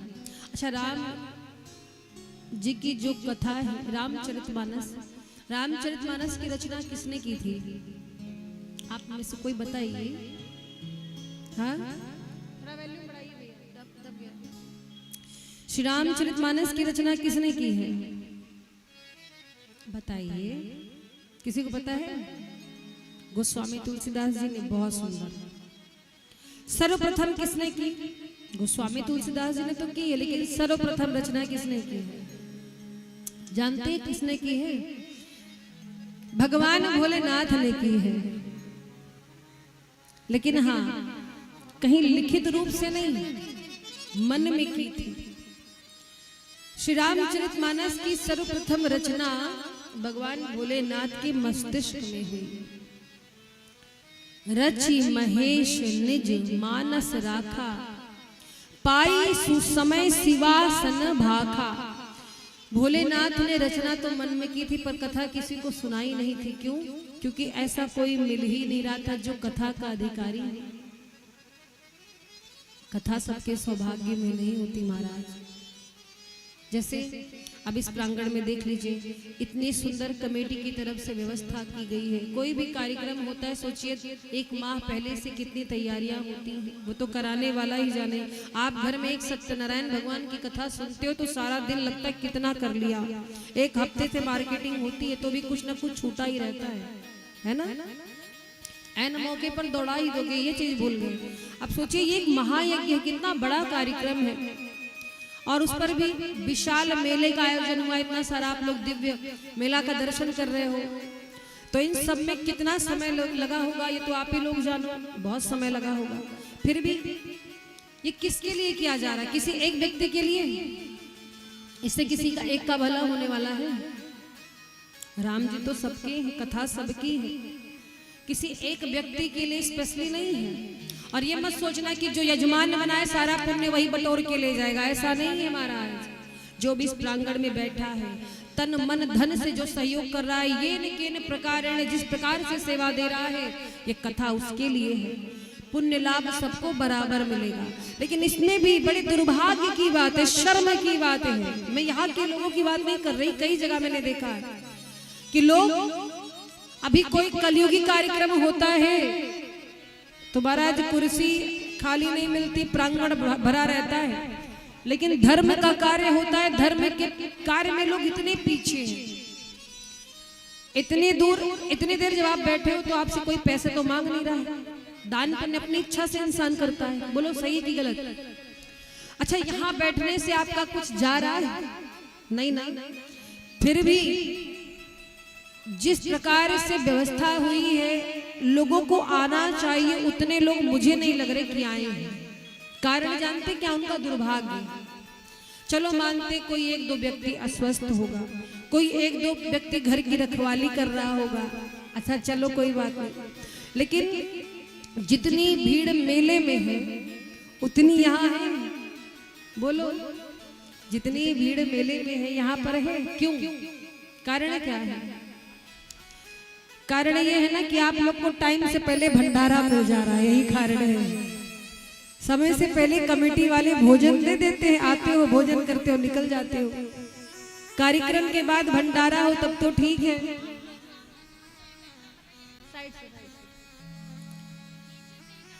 अच्छा, कथा में थोड़ा विलंब हो रहा है क्योंकि हमको तो समय 7 बजे से दिया गया था। हम भी विवश हैं, पूजन का कार्यक्रम चलता रहता है, 8 बजे तक तो वही चलता है, तब कहीं जाकर के हम बैठते हैं। तो भैया 5 दिन की कथा में 3 दिन निकल गया, कितने दिन बचे? बोला करो, 2 दिन। अब 2 दिन में क्या समझाएं आपको, आप तो समझदार हो। लेकिन देखो ये 3 घंटे 4 घंटे जो आप इस प्रांगण में खर्च कर रहे हो, यही आपका गोल्डन टाइम है। याद रखना इस चीज को। यहाँ से आप कुछ लेकर के ही जाओगे, वो आपके काम ही आने वाली है। यहाँ पर बैठकर आपका समय कभी व्यर्थ नहीं हो सकता। तो इसलिए 2 दिन और शेष बचे हैं, जितना हो सके समय का सदुपयोग करें। फिर हम कहाँ, आप कहाँ, आप तो यहीं रहेंगे, हम ही चले जाएंगे। हम फिर कहाँ मिल रहे हैं? जब राम जी मिलाएंगे तो देखा जाएगा। पर अभी जो है अभी की बात करो, वर्तमान को सुधारो, भविष्य सुधर जाएगा। भविष्य की चिंता बड़ी करते लोग, वर्तमान जो संवर गया तो भविष्य तो अपने आप संवर ही जाएगा। लेकिन ये दुख की बात है कि आप लोग मेहनत तो बहुत किए हो, पर मुझे ऐसा लगता है कि आप लोगों की रुचि धर्म के प्रति कम है। ये आपकी उपस्थिति बता रही है। आते तो है लोग, लेकिन फिर बीच से उठ के जाने लगते, बहुत खराब बात है। आपके पास नहीं समय, मत आओ, प्रांगण में आओ ही मत। लेकिन यहाँ पर आए हो तो कम से कम आरती प्रसाद लेकर के जाना चाहिए। इन 3-4 घंटों में कौन सा आप फैक्ट्री खोल लेंगे बताइए? रोज रोज होता है ये सब। 2 दिन बाद फिर सुना लगेगा, फिर बैठ करके इधर उधर देखना करना, खूब प्रपंच करो, खूब बात। समय के महत्व को समझिए। आपको अगर सत्संग का कथा का अवसर मिला है तो आप परम सौभाग्यशाली हैं। संतों का संग, गुरुओं का संग, भगवान के भक्तों का संग बड़े सौभाग्य से मिलता है। हनुमान जी से विभीषण जी ने लंका में ये बात कही थी, अब मोहि भा भरोस हनुमंता, बिनु हरि कृपा मिलहि नहीं संता। जब तक मेरी राम जी की कृपा नहीं होती तब तक जीवन में संत नहीं आते। जब तक मेरे रघुनाथ जी की कृपा नहीं होती तब तक कथा आपको नहीं मिलती। उनकी कृपा भई है तो उनकी कृपा का लाज रखो। चलिए, हम चर्चा कर रहे थे कि भगवान भोलेनाथ के मन में भगवान के अपार चरित्र घूमने लगे और मंगलाचरण किया है। बंदौ बाल रूप सोई राम, सब विधि सुलभ जपत जिस नाम। और यहाँ पर मंगलाचरण किया। कथा सुनाने से पहले मंगलाचरण होता है। मंगल भवन मंगल हारी, द्रमऊ सो दशरथ अजिर बिहारी। शुभ कार्य में बाधाएं बहुत आती हैं, तो बाधा ना, इसलिए मंगलाचरण की आवश्यकता होती है। तो बाबा ने मंगलाचरण किया और मंगलाचरण करके अब कथा सुनाने जा रहे हैं। लेकिन कथा सुनाने से पहले धन्यवाद करते हैं पार्वती मैया का। धन्य हो देवी, तुम धन्य हो। क्यों? तुम्हारे जैसा कोई संसार में उपकारी नहीं है। तुमने रघुनाथ जी की कथा पूछी। आज ये कथा मेरे जिह्वा से निकलेगी तो केवल तुम्हारा कल्याण नहीं करेगी, समस्त संसार का, समस्त विश्व का कल्याण होगा। और इसीलिए बड़ा सम्मान किया है।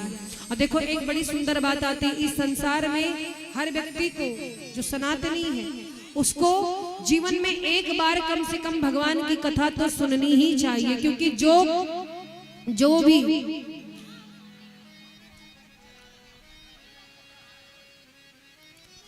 भी जीवन में एक बार भी कथा को नहीं सुनते तो उनके कान कैसे होते हैं? गोस्वामी जी कहते हैं, जिन हरि कथा सुनी नहीं काना, श्रवण रंध्र अहि भवन समाना। मतलब समझे, जिन्होंने जीवन में एक भी बार राम जी की, कृष्ण जी की कथा नहीं सुनी, भगवान की कथा नहीं सुनी, तो उनके कान जो है वो सांप के बिल के समान होते हैं। इसलिए जीवन में कम से कम एक बार तो कथा जरूर सुनो। हमारा आज भगवान भोलेनाथ कथा सुनाते हैं, कहते हैं सगुन ही अगुन ही नहीं कछु भेदा, गाँव ही मुनि पुराण बुध वेदा। सगुण और निर्गुण में कोई अंतर नहीं है, और निर्गुण ही सगुण ब्रह्म रूप धारण करके आते कब, जब भक्त का प्रेम होता है। भगवान वैसे धरती पर किसी को मारने नहीं आते हैं, सच्चाई ये है कि भक्तों के प्रेम में आते हैं। अगुण अरूप अलख अज जोई, भगत प्रेम बस सगुन सोई। भक्तों के प्रेम में निर्गुण भी सगुण बन जाते हैं। भगवान कैसे है? भगवान जैसे एक जल होता है, जल जानते हो पानी, जल का ना कोई आकार है, ना कोई स्वरूप है, ना कोई रंग है, ना कोई स्वाद है, लेकिन उस जल को आप अगर ठंड में रखकर जमा देते, जिस बर्तन में जमाते उसी का आकार धर लेता है ना। पानी में कोई भी रंग मिला दीजिए, पानी उसी रंग का हो जाता है। चीनी मिलाइए मीठा हो जाएगा, नमक नींबू मिलाइए नमकीन हो जाएगा। तो ऐसे प्रभु हैं, जैसा आप भाव रखोगे वैसे प्रभु हो जाते हैं। तो महाराज भगवान कौन है? निर्गुण है, लेकिन निर्गुण होकर के भक्तों के प्रेम में सगुण बन करके आते हैं। अब भोलेनाथ जी माँ भवानी को कथा सुनाते हैं। 5 कारण राम जी के अवतार के बताए। राम जी धरती पर अवतरित हुए 5 कारण बताया। एक कारण था क्या कि जय विजय नाम के 2 द्वारपाल थे, जो बैकुंठ में भगवान श्री हरि की पहरेदारी करते थे द्वार पर। एक बार शौनकादिक ऋषि भगवान श्री हरि से भेंट करने बैकुंठ गए। जय विजय ने उन्हें अंदर नहीं जाने दिया, तो शौनकादिक ऋषियों ने शाप दे दिया और जय विजय राक्षस बने। तो भगवान आए दौड़ करके और कहा कि इनसे गलती हो गई। शौनकादिक ऋषियों ने कहा अब तो शाप मुख से निकल गया है, ये राक्षस तो जरूर बनेंगे, पर इनका उद्धार करने के लिए प्रभु आपको धरती पर आना पड़ेगा। तो पहला कारण तो भगवान के अवतार का ये था। दूसरा था, एक बार तुलसी मैया ने शाप दे दिया था। तुलसी मैया कौन? तुलसी मैया वृंदा नाम की पतिव्रता नारी थी, जिसके पति का नाम जालंधर था। जालंधर ऐसा शक्तिशाली था कि कोई भी देवता उसे युद्ध में मार नहीं पाता था। क्यों? क्योंकि जब तक उसकी पत्नी वृंदा पूजन पे बैठती, उसके पति का कोई बाल बाका नहीं कर पाता था। सारे देवता परेशान। भगवान से जाकर कहा कि जालंधर मर नहीं रहा है। भगवान ने कहा अच्छा कोई बात नहीं है, इस बार जालंधर युद्ध के लिए आएगा, आप लोग वध करना, वो मर जाएगा। जालंधर जैसे युद्ध के लिए निकला, भगवान श्री हरि जालंधर का रूप बना करके आ गए। जालंधर की पत्नी वृंदा पूजन पे बैठी थी। जैसे ही भगवान जालंधर का रूप बना करके आए, वृंदा ने सोचा मेरे पति आ गए। जैसे पूजा से उठी, उधर उसके पति को देवताओं ने मार दिया और जालंधर का कटा हुआ शीश उसके पत्नी के चरणों में गिरा तो वृंदा रोने लगी। वृंदा की आंखों में आंसू आ गए, पहचान गई, कहती प्रभु आप मेरे पति का रूप धारण करके आए, मुझे छल लिया, जाइए मैं शाप देती हूँ।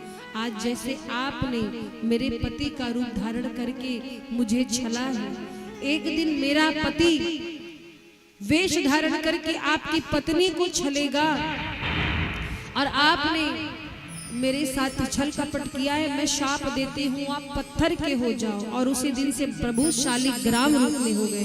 बोली शालिग्राम भगवान की। और वो जो वृंदा थी पतिव्रता नारी थी, जब जल गई शरीर को भस्म कर लिया, तो उसी शरीर की राख से तुलसी का एक बिरवा उत्पन्न हुआ, और यही तुलसी महारानी वृंदा जी है। हम आप तुलसी माता का और शालिग्राम जी का विवाह उत्सव मनाते हैं ना, तो वही तुलसी महारानी कौन थी? पिछले जन्म में वृंदा थी। तो इस प्रकार से भगवान को शरीर धारण करना पड़ा, अवतार लेना पड़ा। एक और कारण बताया, प्रताप भानु नाम के राजा थे, बड़े धर्मात्मा थे, लेकिन किसी की गलत संगत में आकर के अपराध हो गया, तो उनका उद्धार करने के लिए भगवान धरा पर आए। और एक और कारण था, मनु शत्रुपा ने तपस्या की थी, भगवान को पुत्र के रूप में मांगा, तो भगवान पुत्र रूप में बन करके आए। वही मनु शत्रुपा त्रेता में दशरथ और कौशल्या बनकर आई। चार कारण बताई, पांचवा कारण जैसे बताने चले तो मां पार्वती चकित हो गई। क्यों? भगवान भोलेनाथ कहते हैं कि एक बार नारद जी ने प्रभु को शाप दे दिया। तो जैसे सुना पार्वती जी ने कि नारद जी ने शाप दिया तो कहने लगी, एक मिनट प्रभु, नारद जी तो भगवान के भक्त हैं, आखिर नारद जी ने भगवान को शाप क्यों दिया? कारण कवन शाप मुनि दीना, का अपराध रमापति कीन्हा। तो इस संदर्भ में कथा सुनाई। नारद जी को मोह हो गया, बड़ाई हर जगह करने लगी। शिव जी के पास गए, शिव जी ने समझाया कि हे मुनिवर, मेरे सामने तो कह दिया पर भगवान के सामने मत कहिएगा ये बात। नारद जी को बात समझ में नहीं आई। वृक्ष बने, पहले इस बीज को उखाड़कर फेंकना चाहिए। और क्या किया? नारद जी के इस अभिमान को दूर करने के लिए भगवान ने अपनी माया रची। ऐसी माया रची, श्रीनिवासपुर नाम की एक ऐसी नगरी रच दी। वो नगरी किसी को नहीं दिख रही, केवल नारद जी को। उस नगरी में एक शीलनिधि नाम के राजा थे, सुंदर कन्या थी। उस कन्या का स्वयंवर था। नारद जी घूमते घूमते उस नगरी में पहुंचे। शीलनिधि राजा की कन्या विश्व मोहिनी को देखा, मोहित हो गए और सोचा कि मेरा इससे विवाह हो जाए। ये सब भगवान की माया से हो रहा था, सब भगवान की माया से नारद जी मोहित थे। तो जैसे पहुंचे नारद जी, विश्व मोहिनी को देखकर मन में हुआ कि मेरा विवाह हो जाए, लेकिन सोचा कि ये तो इतनी सुंदर है और हम तो सुंदर नहीं है, ये सुंदर लड़की हमें कैसे पसंद करेगी। तो क्या किया? नारद जी ने सोचा कि कुछ तपस्या करे, सुंदर रूप प्राप्त करे। लेकिन इतना टाइम नहीं था क्योंकि कल ही उसका स्वयंवर है। नारद जी ने क्या किया? भगवान श्री हरि को याद किया। भगवान प्रकट हुए। नारद जी कहते हैं, प्रभु हमको आपसे एक अर्जेंट काम है। भगवान बोले, कहिए। नारद जी कहते हैं, प्रभु हमको आपका रूप चाहिए। भगवान कहते हैं, क्यों? बोले हमको अर्जेंट शादी करनी है। भगवान समझ गए कि नारद जी का अभिमान अब समाप्त हो रहा है, मोहित हो चुके हैं। भगवान बोले, इतना अर्जेंट? बोले हाँ, समय नहीं है, कन्या तैयार है, स्वयंवर होने वाला है, हमको अपना रूप दे दीजिए। अच्छा देखो, नारद जी की दो बातें यहाँ पर है। सबसे पहले नारद जी ने भगवान से क्या कहा? जेहि विधि नाथ हो ये हित मोरा, करहु सो बेग दास मैं तोरा।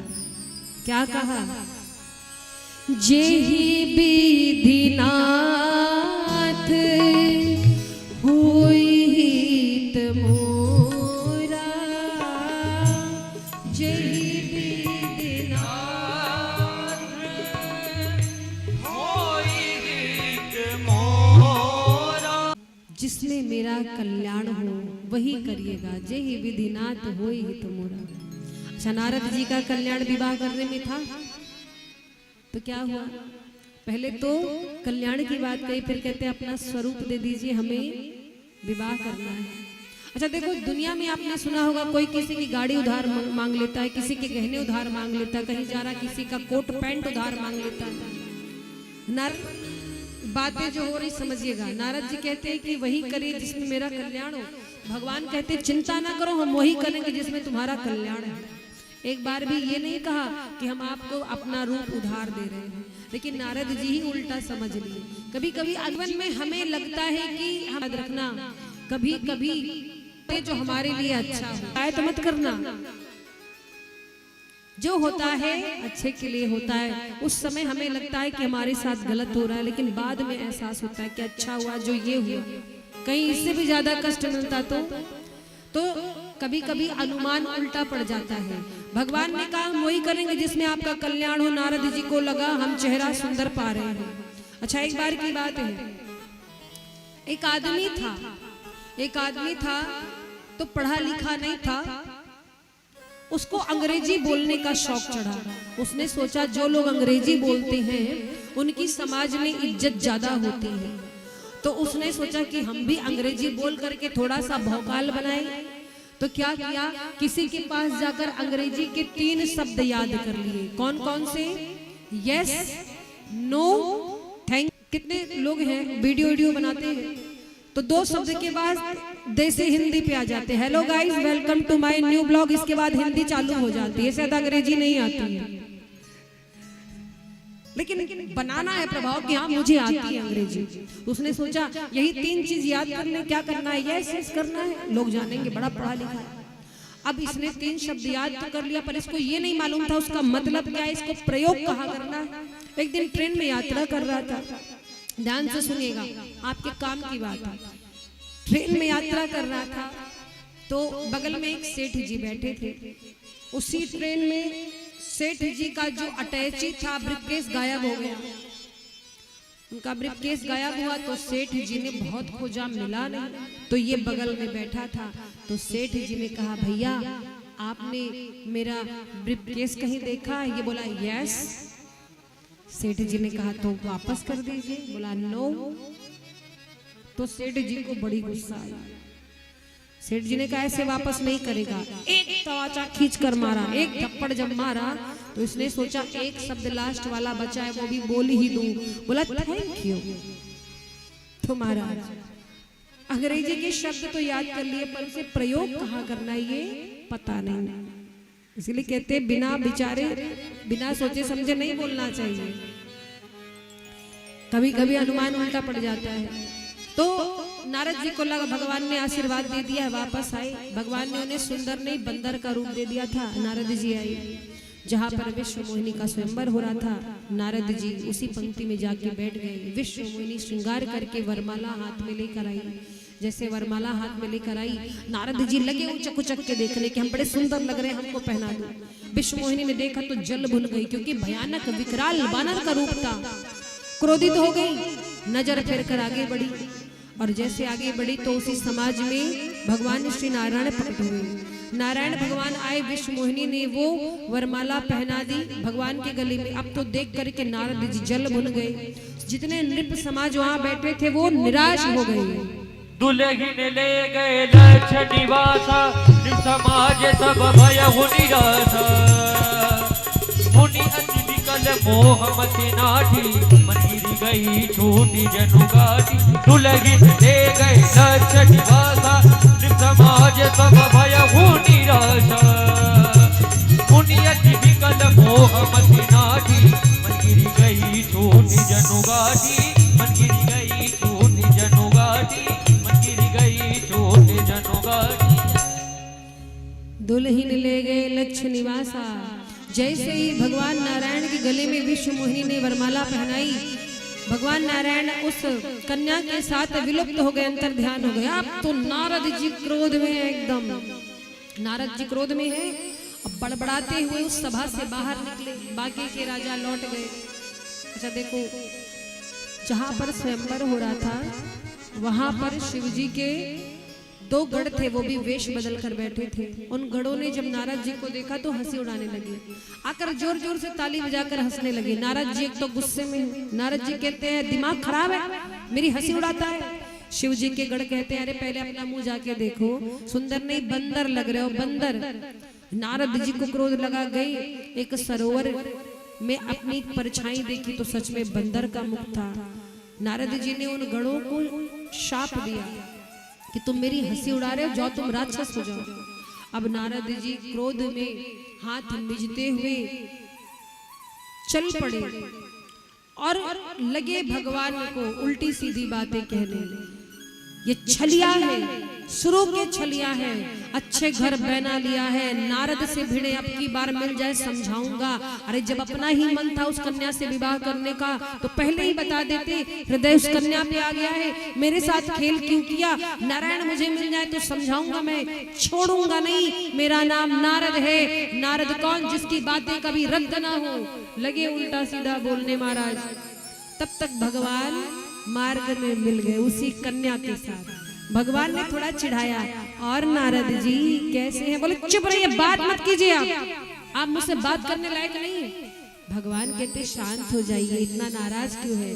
नारद जी कहते अच्छा विश्व मोहिनी के चक्कर में खुद थे तो हमको काहे के लिए बोल दिए कि हम तुम्हें सुंदर रूप दे रहे हैं? भगवान कहते नारद जी आपने मेरे शब्दों पर ध्यान नहीं दिया। मैंने कभी नहीं कहा कि मैं अपना रूप आपको दे रहा हूँ। मैंने तो ये कहा कि आपका जिसमें कल्याण है मैं वही कार्य करूंगा। नारद जी कहते हमारा कल्याण करते करते अपना कल्याण कर लिए, जाइए, अच्छा नहीं किया प्रभु आपने। आप नारद से भिड़े, मैं आपको समझा के रहूंगा। तब तक क्या हुआ, भगवान ने अपनी माया से विश्व मोहिनी को अंतर ध्यान कर दिया। नारद जी बोलते प्रभु से कि ये देवी जी कहाँ गई? भगवान कहते गई। कहाँ गई? नारायण प्रभु कहते नारद जी वो कोई थी ही नहीं, वो तो मेरी माया थी। माया, हाँ वो मेरी माया थी। और नारद जी आपने कहा था जही विधि नाथ होई ही तो मोरा। तो अब सुनिए, आपके हृदय में जो अभिमान हो गया था उसे समाप्त करने के लिए मैंने माया रची थी। ये विश्व मोहिनी तो मेरी माया है और मैं कौन हूँ? मायापति हूँ। इस रिश्ते से माया आपकी माँ लगे तो अपनी माँ से विवाह करना चाहते थे। अब तो नारद जी बड़े लज्जित हो गए। क्षमा करिए सरकार, गलती हो गई। अरे मैंने क्या क्या आपको कह दिया। नारद जी ने क्रोध में शाप तक दे दिया था प्रभु को। क्या कहा था कि जाइए, आज नारी की विरह में मैं तड़प रहा हूँ, एक दिन आप भी नारी की विरह में तड़पोगे और आपने मुझे बंदर का मुख दिया है तो बंदर ही आपकी सहायता करेंगे। तो महाराज भगवान ने नारद जी का शाप अपने सिर पर शिरोधार्य किया। बाद में नारद जी बड़े दुखी हुए, चरणों में गिर गए, प्रभु क्षमा कर दीजिए, मैं समझ नहीं पाया। भगवान ने कहा अब तो आपने शाप दे दिया है ब्राह्मण देव, मैंने शिरोधार्य कर लिया है, लेकिन वास्तव में मैं आपका भला चाहता था, क्योंकि भगवान सदैव हमारा भला चाहते, कल्याण चाहते हैं। ये सुख दुख भगवान नहीं देते, ये सुख दुख हमारे अपने मन की उपज है। हमारे मन का हुआ तो बढ़िया बढ़िया, हमारे मन का नहीं हुआ तो दुखी हो गए। तो इस पूरे संसार में भगवान की माया व्याप्त है। भगवान की माया से बचना है तो केवल राम नाम का अनुसरण करना होगा। सारे जग को, सारे जग को, सारे जग को रही न जान,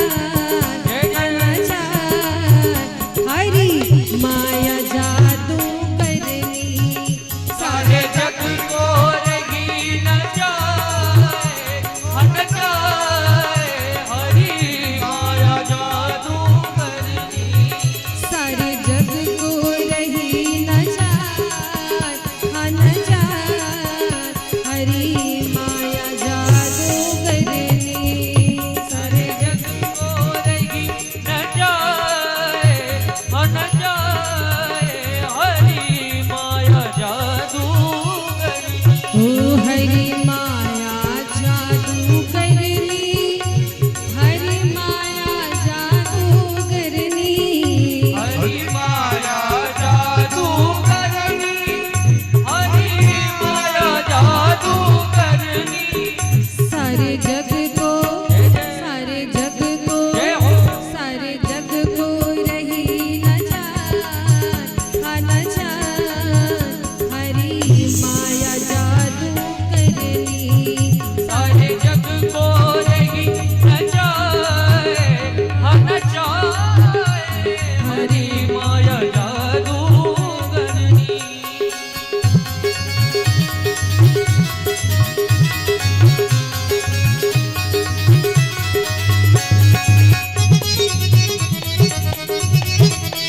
जय जय।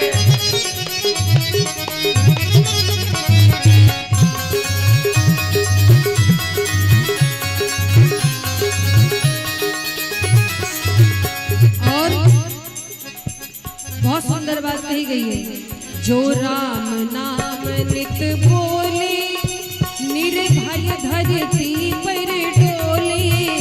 ओ राम नाम नित बोले, निर्भय धरती पर डोले।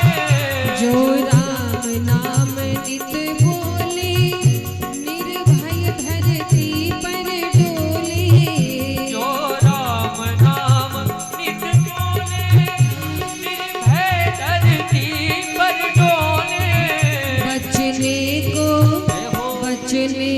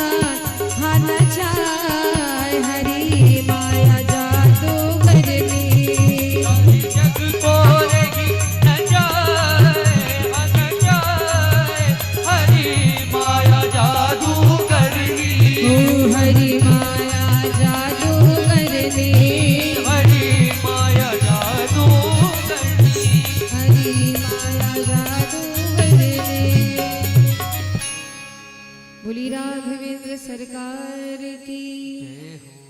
तो महाराज इस प्रकार से नारद जी ने शाप दिया, ये पांचवा कारण है। भगवान भोलेनाथ कहते हैं कि प्रताप भानु नाम के जो राजा थे उनको शाप मिला था कि तुम परिवार सहित राक्षस हो जाओ, क्योंकि ब्राह्मणों ने शाप दिया था और ब्राह्मणों ने कहा था तुम परिवार सहित राक्षस हो जाओ। थे तो बड़े सदाचारी हो, लेकिन अपराध उनसे हो गया था किसी के बहकावे में आकर। कभी कभी होता है ना, एक बात कहते हैं बड़े बुजुर्ग कि एक्सीडेंट हमेशा अपनी गलती से नहीं होता, कभी कभी सामने वाले की गलती से भी हो जाता है। हम कितने भी सावधान रहे, गाड़ी बहुत बढ़िया लेकर जा रहे हैं, कभी कभी आकर के पीछे से ही कोई गाड़ी वाला टक्कर मार देता है। इसलिए महाराज बहुत सावधान रहने की जरूरत है। हमेशा खुद की गलती की सजा नहीं मिलती, कभी कभी संगत की भी सजा मिल जाती है। इसीलिए कहा जाता है अच्छी संगत में रहो।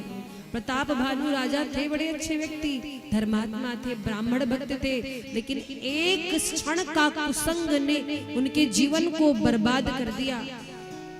उनका एक शत्रु था जो उनसे कभी युद्ध हार गया था, बदला लेने के लिए रूप बदल कर रहता था वन में। उसका अवसर आया, इन्हें मूर्ख बनाया और मूर्ख बना करके ब्राह्मणों के द्वारा शाप दिलवा दिया। तो यही प्रताप भानु आगे चल करके रावण बने। प्रताप भानु रावण बने और इनका जो छोटा भाई था अरिमर्दन वो कुंभकर्ण बना, और जो इनके मंत्री थे धर्मरुचि वो विभीषण बने। तो इस प्रकार से रावण, विभीषण और कुंभकर्ण ये तीनों जाकर घोर तपस्या करने लगे। घोर तपस्या किया, ब्रह्मा जी प्रसन्न हुए, वरदान देने आए। तो सबसे पहले रावण के पास गए, रावण से कहा मांगो, क्या वरदान मांगते हो? रावण ने कहा वरदान दीजिए धरती पर कोई मार ना सके, हम अमर हो जाएं। ब्रह्मा जी बोले हमको मालूम था तुम ऐसा ही कुछ मांगोगे, इसीलिए साथ में शिव जी को लेके आए हैं। ध्यान दो, बनाने वाले हम हैं तो समाप्त करने वाले शिव जी। ध्यान से देखो, भूलो मत। कोई फूल बाग में ऐसा ना खिला खिल करके जिसे मुरझाना ना पड़ा। कोई फूल बाग में ऐसा ना खिला जिसे खिल करके मुरझाना ना पड़ा। और ये प्रकृति का अटल सिद्धांत है, जिसे यहाँ ना पड़ा उसे जा ना पड़ा। संसार में कोई अमर नहीं महाराज। तो ब्रह्मा जी ने कहा कि अमर नहीं हो सकते, दूसरा वरदान मांगो। रावण ने कहा कि वरदान दे दीजिए कि केवल दो ही लोग हमको मार सके, या तो मनुष्य या तो बंदर। ब्रह्मा जी बोले तथास्तु। आगे पहुंचे, गए कुंभकर्ण के पास। कुंभकर्ण बहुत ही भयानक शरीर वाला था। कुंभकर्ण से कहे मांगो। कुंभकर्ण मांगने जा रहा था इंद्रासन। तब तक देवताओं ने माँ भगवती शारदा की आराधना की और सरस्वती मैया से कहा कि इस राक्षस की बुद्धि को बदल दो, कहीं इसे इंद्रासन मिल गया तो आधी पृथ्वी तो एक ही दिन में साफ कर देगा। तो माँ भगवती से प्रार्थना की। क्या कहा देवताओं ने? हरिव्या भगवती शारदा, भगवती शारदा, भगवती शारदा, माँ भगवती शारदा, माँ भगवती शारदा, शारदा, शारदा। सरस्वती मैया ने कुंभकर्ण की बुद्धि को फेर दिया। कहने जा रहा था इंद्रासन दे दो, अमू से निकल गया निद्रासन दे दो। ब्रह्मा जी बोले तथास्तु। सो जोड़ रहे हो, हमको बेटा नहीं कहा। ब्रह्मा जी बोले तुम बेटा हो? अरे जिससे भगवान का कोई नाता नहीं है, जो भगवान से नाता नहीं रखता उससे हम नाता नहीं रखते हैं। और विभीषण जी से जब कहा कि पुत्र कुछ मांगो, तो विभीषण जी कहते हैं कि हे प्रभु, मुझे बस भगवान के श्री चरणों में प्रेम दे दीजिए और मुझे कुछ नहीं चाहिए। और तथास्तु कह करके ब्रह्मा जी शिव जी अपने अपने लोक को गए। विभीषण जी भजन में लग गए भगवान के। कुंभकर्ण सो गया, रावण लगा अत्याचार करने। चलत दशानन डोलत अवनी, गर्जत गर्भ श्रवई सुर रवनी। और ऐसा अत्याचार किया रावण ने, ऐसा अत्याचार किया पूरे संसार में महाराज। जहां पर धर्म कर्म की बातें होती वहां पर विघ्न डालता। ब्राह्मणों को सताता, संतों को सताता, वेद पुराण कानों से सुनाई नहीं पड़ रहा था। हवन जब यज्ञ सब समाप्त कर दिया, कहता मैं भगवान हूँ, मेरा नाम लो। और महाराज क्या हुआ?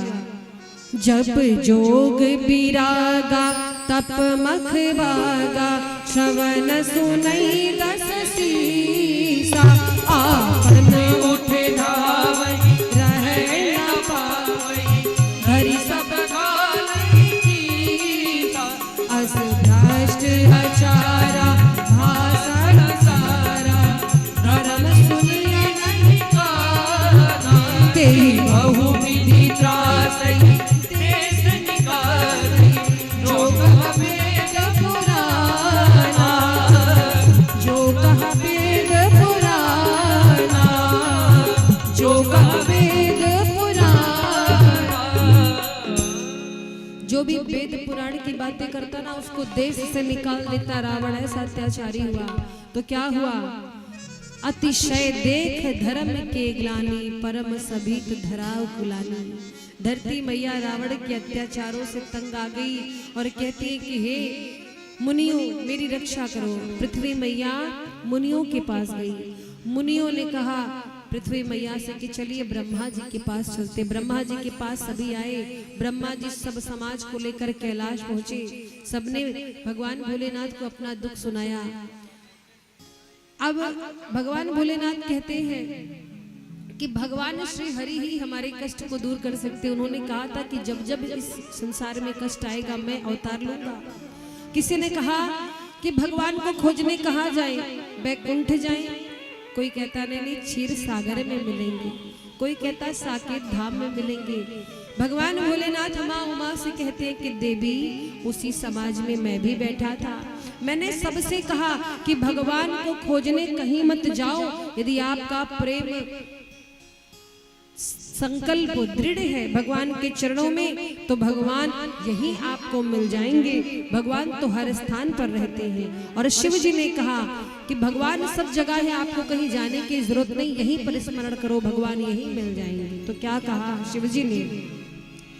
हरि व्यापक सर्वत्र समाना, हरि व्यापक सर्वत्र समाना, हरि व्यापक सर्वत्र समाना, हरि व्यापक सर्वत्र समाना, हरि व्यापक सर्वत्र समाना, हरि व्यापक सर्वत्र समाना, प्रेम ते प्रगट होई मैं जाना, प्रेम ते प्रगट होई मैं जाना, प्रेम ते प्रगट, प्रेम ते प्रगट, प्रेम ते प्रगट होई मैं जाना।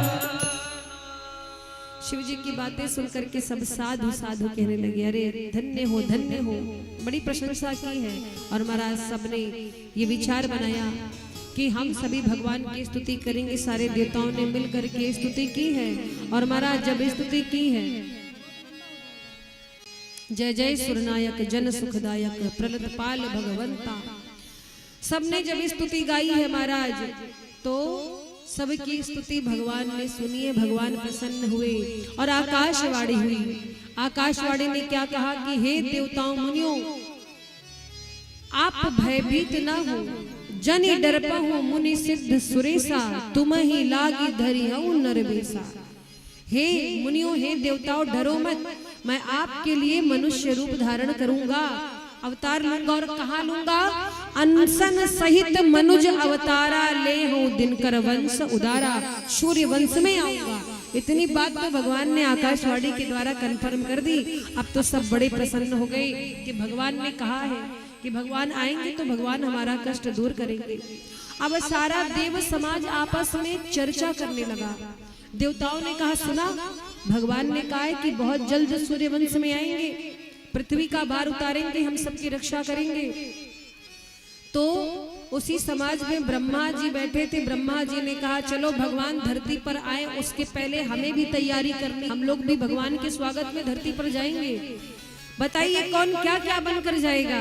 तो सबने अपना अपना कार्य बताया, कौन क्या करेगा और क्या बनकर जाएगा। सबसे पहले शिवजी उठकर खड़े हुए, बोले मैं हनुमान बनकर जाऊंगा। भगवान के आने से पहले मैं उनका दास, उनका सेवक हनुमान बनकर जाऊंगा। तो ब्रह्मा जी बोले आप हनुमान बनेंगे तो हम जामवंत बनेंगे। और महाराज सूर्य नारायण बोले तो मैं सुग्रीव बनूंगा। इंद्र जी बोले आप सुग्रीव बनेंगे तो मैं बाली बनूंगा। सबने अपने अपने चरित्र को बता दिया। और महाराज इस प्रकार से भगवान के आने से पहले पूरा देव समाज वेश बदल करके धरती पर आ गया। और महाराज देखो कैलाश से कथा अयोध्या की ओर जा रही है। बोलो अयोध्या धाम की अब कथा अयोध्या धाम जा रही है। मानसिक रूप से हम अवध धाम चलेंगे। अयोध्या धाम जहाँ पर मेरे राघव जी का घर है, मेरे ठाकुर जी का घर है, जिसकी गलियों में प्रभु श्री राम खेले हैं, जिसकी धूल और मिट्टी में पलकर बड़े हुए हैं। बड़ा नीक लागे राघव जी के गौआ। त्रिभुवन विदित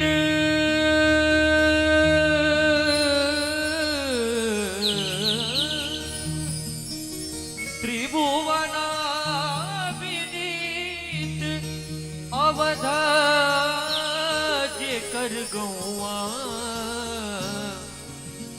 बड़ा नीक लागे ओ बड़ा नीक लागे राघव जी के गौआ। बड़ा नीक लागे राघव जी के गौआ। बड़ा नीक लागे त्रिभुवन विदित अवध जेकर नौआ। त्रिभुवन विदित अवध जेकर नौआ। बड़ा नीक लागे राघव जी के गौआ।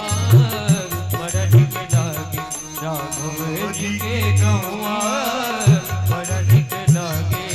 बोलो अयोध्या धाम की जय हो।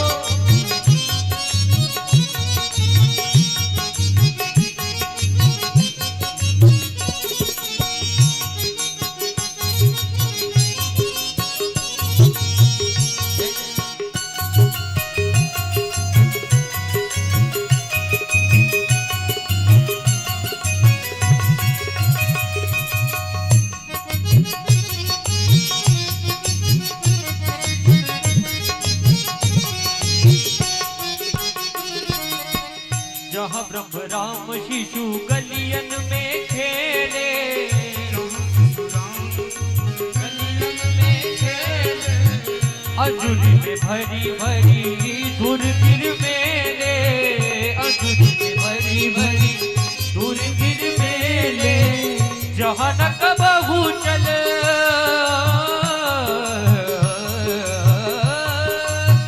जहाँ न कबहू चले कली नौआ। जहाँ न कबहू चली कली नौआ। बड़ा नीक लागे राघव जी के गौआ। बड़ा नीक लागे राघव जी के गौआ। बड़ा नीक लागे।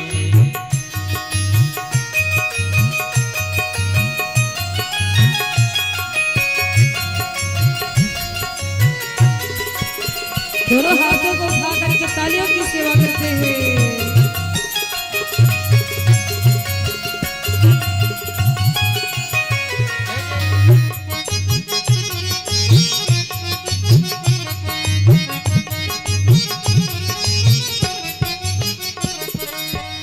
दशरथ पिता जहाँ कौशल्या जी मैया। दशरथ पिता जहाँ कौशल्या जी मैया। भरत लखन रिपुहन बल भैया। भरत लखन रिपुहन बल भैया। राम राम रटे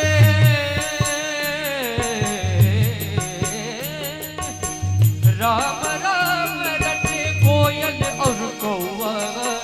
राम राम रटे कोयल और कौआ। बड़ा नीक लागे राघव जी के गौआ। बड़ा नीक लागे राघव जी के गौआ। त्रिभुवन विदित अवध जेकर नौआ। त्रिभुवन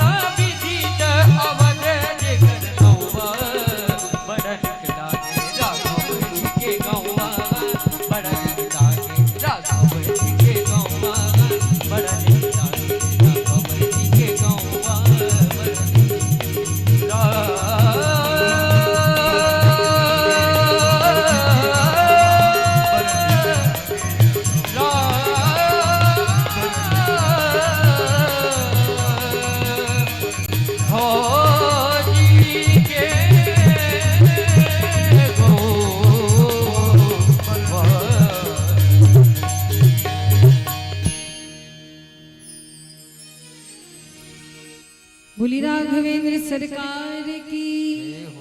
तो महाराज अब बाबा कथा को कैलाश से अयोध्या में लेकर आते हैं। अयोध्या के चक्रवर्ती राजा हैं दशरथ जी महाराज।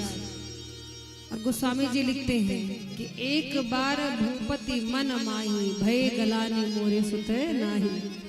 ये श्री रामचरितमानस में एक बार शब्द जो है ना वो 18 बार आया, और जहां पर एक बार शब्द आया वहां पर कुछ बड़ा हुआ है। तो क्या हुआ, एक बार की बात है, चक्रवर्ती जी के मन में ग्लानि हुई। किस बात की? कि इतना बड़ा राज्य है, भगवान का दिया सब कुछ है, पर कोई बच्चा नहीं, बालक नहीं, संतान नहीं है। मेरे जाने के बाद अयोध्या के राज सिंहासन पर कौन बैठेगा, प्रजा का पालन कौन करेगा। तो क्या मन में विचार करते हैं, एक बार भूपति मन माही भय गलानी मोर सुत नाही। एक बार भूपति मन माही भय गलानी मोर सुत नाही। गुरु ग्रह गया तुरंत मही पाला चरण लागी करी विनय विशाला। गुरु गृह गया हूँ तुरंत माही पाला चरण लागी करी विनय विशाला। हो गुरु ग्रह गया तुरंत मही पाला चरण लागी करी विनय विशाला। क्या हुआ, एक बार भूपति मन माही, जब चक्रवर्ती जी के मन में ग्लानि हुई तो क्या हुआ, दौड़ करके गुरु जी के पास गए। गुरु जी के पास गए और चरणों में बैठ करके दंडवत किया। गुरुदेव वशिष्ठ के पास पहुंचे। और यहाँ पर गोस्वामी जी लिखते हैं कि निज दुख सुख सब गुरु ही सुनाए। अपने पहले कुशलता के बारे में गुरु जी को बताया कि गुरु जी आपकी कृपा से सब बढ़िया है, चकाचक कोई कमी नहीं है, बस एक चिंता सताती कि मेरे बाद अयोध्या के राज सिंहासन का क्या होगा, और राज सिंहासन पर कोई योग्य बैठे जो अवध की प्रजा का पालन कर सके, देख रेख कर सके, क्योंकि ये जो अवध की प्रजा है मेरे बच्चे के समान है। गुरु जी कहते तो चिंता काहे को करते हैं राजन, आप एक की बात कर रहे हैं, अरे 4 लाला होंगे, पर उसके लिए आपको यज्ञ करना होगा। कौन सा? पुत्र कामेष्ट यज्ञ। श्रृंगी ऋषि जी को बुलवाया गया, पुत्र कामेष्ट यज्ञ हुआ। और महाराज यज्ञ जब हुआ तो भगत सहित मुनि आहुति दीनी। देखो कितनी सुंदर बात है, आहुति गुरु जी दे रहे हैं, अब फल किसको मिला? यजमान को। संकल्प गुरु जी को, गुरु जी का, और फल यजमान। आहुति का ये फल मिला कि अग्निदेव चरु लेकर के प्रकट हुए और राजा दशरथ जी को दिया, अपनी तीनों रानियों में बांट दीजिए। वो चरु, वो हविष्यान के 3 भाग किए गए। एक जो बड़ा भाग था, वो बड़ा भाग एक हिस्सा कौशल्या मैया को दिया गया, और महाराज और दोनों भाग जो है वो कैकेयी और सुमित्रा मैया को दिया गया। लेकिन क्या हुआ, जैसे ही तीनों मैया प्रसाद पाने चली तो सुमित्रा मैया के हाथ में जो खीर का दोना था उसे एक पछड़ी लेकर उड़ गई। पछड़ी कहाँ पहुंची? जहां पर मां अंजना पुत्र प्राप्ति के लिए भगवान भोलेनाथ की तपस्या कर रही थी, हाथों को फैला रखा था, आंचल को फैला रखा था। और महाराज पवन देव ने देखा समय बढ़िया है, इतनी जोर की हवा चलाई कि पक्षी डगमगा गई। उसका जो दोना था खीर का वो मां अंजना के हाथ में गिर गया, और मां अंजना ने प्रसाद समझकर पा लिया। और मां अंजना के गर्भ में मेरे हनुमान जी महाराज आए। बोलो हनुमान जी महाराज की। तो हनुमान जी भी श्री राम जी का ही अंश है। और इधर सुमित्रा मैया का हाथ खाली हो गया तो माँ कैकेयी ने भी अपने हिस्से में से थोड़ा सा दिया भाग उनको, और माँ कौशल्या ने भी। तो इस प्रकार से दो दो भाग माँ सुमित्रा को मिल गए। और राम जी की ऐसी कृपा हुई कि तीनों मैया गर्भवती हुई। धीरे धीरे समय बीता और महाराज देवता गर्भ स्तुति के लिए आए। समय बीता 12 महीने, भगवान श्री राम 12 माह गर्भ में रहे। अब वो समय आया जिसकी सबको प्रतीक्षा है, रावण को भी, चक्रवर्ती जी को भी, ऋषियों मुनियों को भी, गौ माता को भी, देवताओं को भी। कौन सा समय है? नवमी तिथि मधुमास पुनीता, शुक्ल पक्ष अभिजित हरि प्रीता। नवमी तिथि अभिजित भगवान का सबसे प्रिय मुहूर्त, चैत्र का महीना है, शुक्ल पक्ष है, दिन मंगलवार समय आया। और महाराज जैसे राम जी आए ना गर्भ में, सारे जो ग्रह तिथि नक्षत्र हैं, वार हैं, सब अनुकूल हो गए। सारे सुर, सारे देवता विनती करने पहुंचे हैं भगवान श्री राम की। हरे प्रकट कृपाला दीन दयाला कौशल्या हितकारी, हर्षित महतारी मुनि मनहारी, अद्भुत रूप विचारी, लोचन अभिरामा घन श्यामा, निज वायुध भुज चारी, भूषण वनमाला नयन विशाला, शोभाते दो करारी, कई दुई कर जोरी अस्तुति तोरी, के विधि माया गुण ज्ञान गीत अमाना, वेद पुराण भाता, करुणा सुख सागर सब गुण आगर, जिहि गावहि श्रुति सता, ओ मम हित लागी जन अनुरागी, प्रगट श्री करता, ब्रह्मांड निकाय निर्मित माया, रोम रोम प्रतिवेद कहे, अमूर सोबासी यह उपहासी, सुनत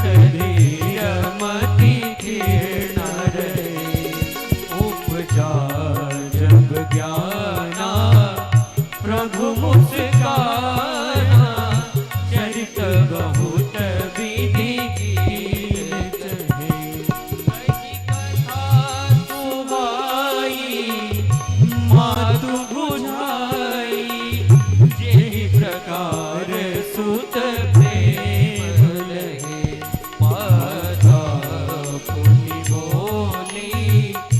सोमति डोली, गजहु तात रूपा, की जय शिशुलीला अति प्रिय शीला, यह सुख परम अनुपा, कोटि गज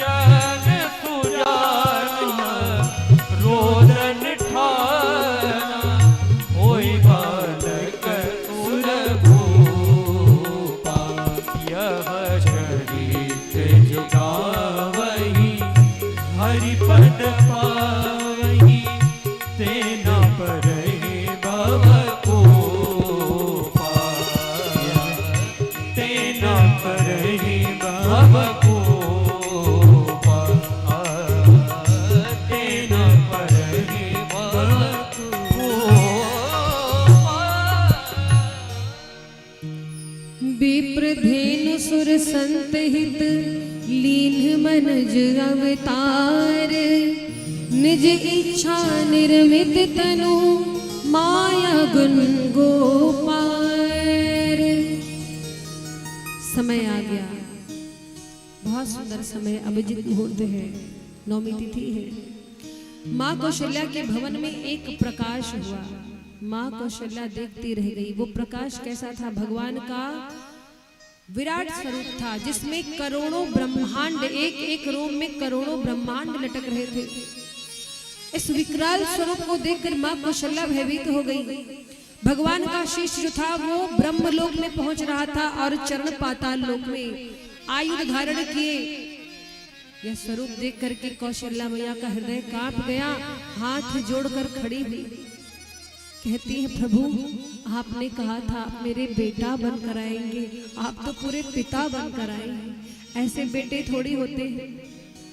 आपको देख करके मेरा हृदय कांप गया। ये विराट स्वरूप देख करके भगवान ने कहा, मैया जीवन में पहली बार किसी का बेटा बनने जा रहा। अभी तक तो मैं पिता था, सबका जगत पिता।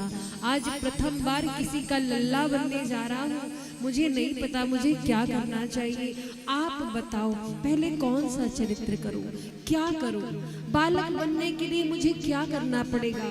माँ कहती है, प्रभु इस विराट स्वरूप का त्याग कीजिए, छोटे से शिशु बनिए और शिशुओं की जैसे लीला कीजिए। नन्हे से शिशु का जब जन्म होता है तो वो रोता है। प्रभु आप रुदन करिए और जो आयुध हाथों में रखे हैं, अस्त्र शस्त्र, इन सबको हटा दीजिए। बालक जन्म लेता है तो वस्त्र पहनकर नहीं आता, पीताम्बरी धारण किए। प्रभु आप छोटे से लल्ला बन जाइए। और भगवान ने देखते ही देखते अपना छोटा सा स्वरूप बनाया और शिशु लीला आरंभ की, रुदन आरंभ किया। जैसे माँ कौशल्या के भवन से रोने की आवाज आई, दासी दौड़ कर गई। एक दासी गई और क्या देखा कि माँ कौशल्या के पास एक सुंदर सा बालक खेल रहा है, किलकारियां मार रहा है। दासी आई और आकर के चक्रवर्ती जी से कहा, महाराज बधाई हो, बधाई हो, बहुत सुंदर सा लाला हुआ है आपको। चक्रवर्ती जी ने अपने रत्नों की माला उतार करके दासी को दे दी। लेकिन अभी भी सोच रहे, गुरु जी ने कहा था 4 थी होंगे, अभी तो एक ही हुआ है। तब तक माँ कैकेयी के भवन से ध्वनि आई। दासी दौड़ करके आती है, कहती है महाराज की जय हो। कैकेयी मैया ने भी सुखपूर्वक एक सुंदर से बालक को जन्म दिया और महाराज रत्नों की अंगूठियां दान कर दी चक्रवर्ती जी ने। तब तक माँ सुमित्रा के कक्ष से 2 बालकों की रोने की आवाज आई और जैसे 2 बालकों की रोने की आवाज आई, चक्रवर्ती जी प्रसन्न हो गए। दासियां आई और शुभ समाचार दिया, महाराज की जय हो। माँ सुमित्रा के द्वारा भी सुंदर सुखपूर्वक 2 बालकों का जन्म हुआ है। और महाराज अब तो अयोध्या में बधाई बजने लगी। बोलो अयोध्या धाम की।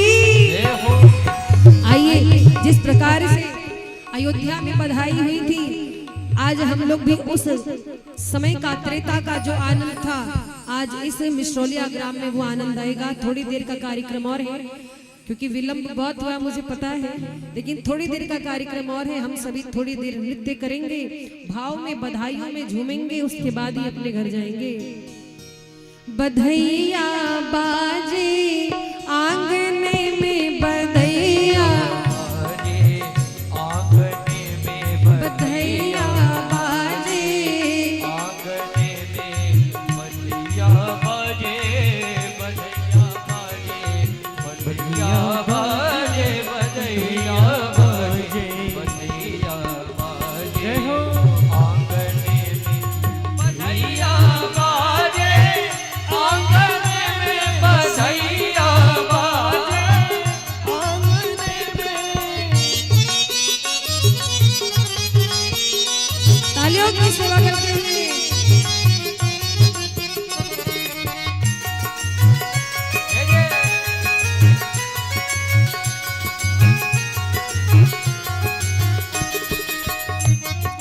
झूम करके हरि बोल।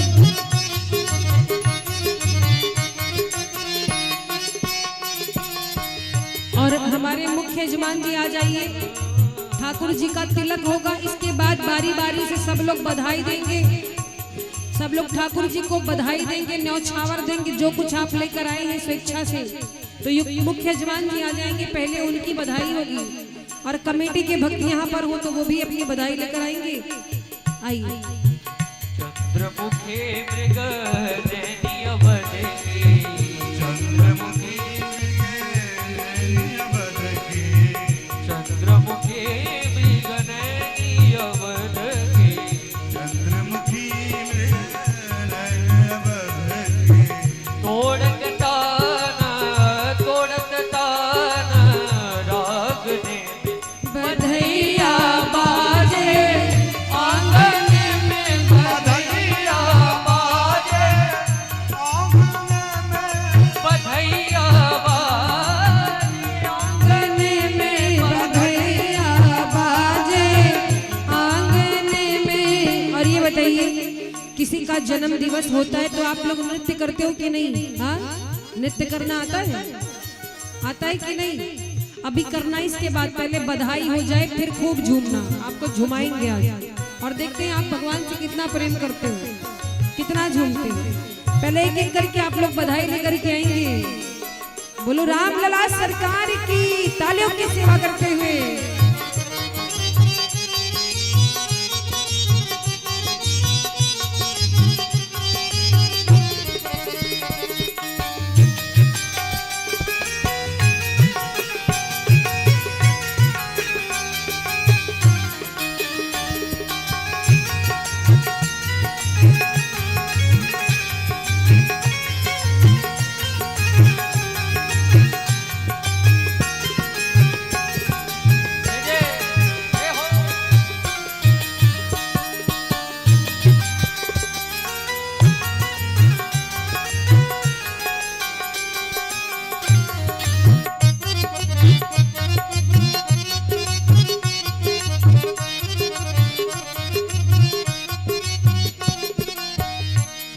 भरी प्रमदागन नाचत, भरी प्रमदागन नाचत, प्रेम भरी प्रमदागन नाचत, प्रेम भरी प्रमदागिनी नाचत। नूपुर बांध पायने में बधैया बाजे आंगन में, बधैया बाजे बधैया बाजे आंगन में, बधैया बाजे आंगन में। देखिए, जिनको जिनको बधाई देनी हो आप लोग थोड़ा साइड हो जाइए, लोगों को आने दीजिए। जिनको जिनको बधाई देनी है बस थोड़ी देर का कार्यक्रम और है, जल्दी कीजिए। इसके बाद आपको झुमाएंगे, आप लोग नृत्य करिए, फिर अपने अपने घर जाइए। अच्छा, भंडारा भी खा लीजिएगा, मना नहीं कर रहे हैं। अगर खा के बैठे तो और अच्छी बात है, भंडारा पा चुके हैं तो आइए। यजमान जी की बधाई हो गई। अब आप सभी माताएं बहनें देखो, जीवन में दान का बड़ा महत्व होता है। चक्रवर्ती जी ने तो राम जी के प्राकट्य उत्सव पर इतना दान दिया, इतना दान दिया, गणना नहीं है। पर आप क्या दे सकते हो, ये आपकी भावना है, आपका भाव है, आपका सामर्थ्य है। तो आइए जल्दी जल्दी करिए, विलंब ना करिए। बैठाइए नहीं। ओ जजमान जी, छोटू भैया, बैठाइए नहीं। ये कहना है आप लोग आए कथा सुने। किसका? राम जी का। आज क्या है? प्रागट उत्सव। तो जिनको भी हमारे राम जी लाला है सामने आशीर्वाद लेना चाहते हैं, आप आइए, झुलाइए और बधाइयाँ दीजिए। ये कह रहे हैं, एक साइड से आए और एक साइड से आप लोग अपने अपने स्थान पे और बधाइयाँ का आनंद लेते हुए जो भी हो कम से कम आकर के प्रणाम कर लें, अपने जीवन को धन्य बनाने का प्रयास करें। चलिए बधाइयाँ की ओर। श्री राम जी को आशीर्वाद दे रहे हैं। बहुत सारे संत मुनि ऋषि आए, बधाई दे रहे हैं। आप लोग भी बधाई दीजिए और आनंद के साथ। ए राजा जी, ए राजा जी, ए राजा जी, करा तरा हल हाजरूरत मूरत खूबसूरत हो। ए राजा जी, करा तरा हल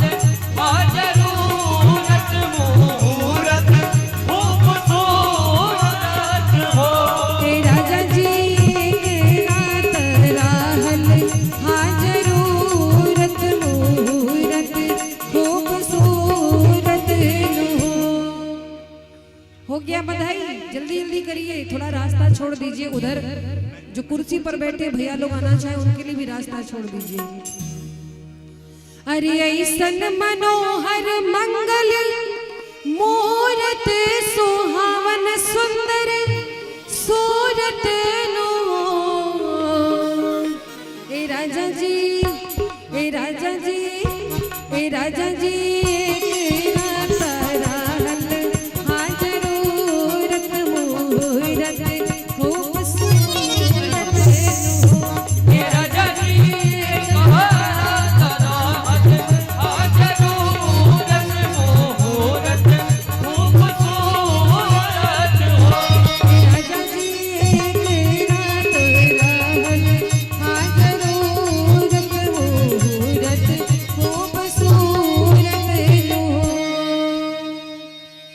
ठाकुर जी को भिजवा दीजिए, कुछ भक्त उधर नहीं आ पा रहे हैं, किसी के हाथ भिजवा दीजिए, ठाकुर जी पहुंच जाएंगे।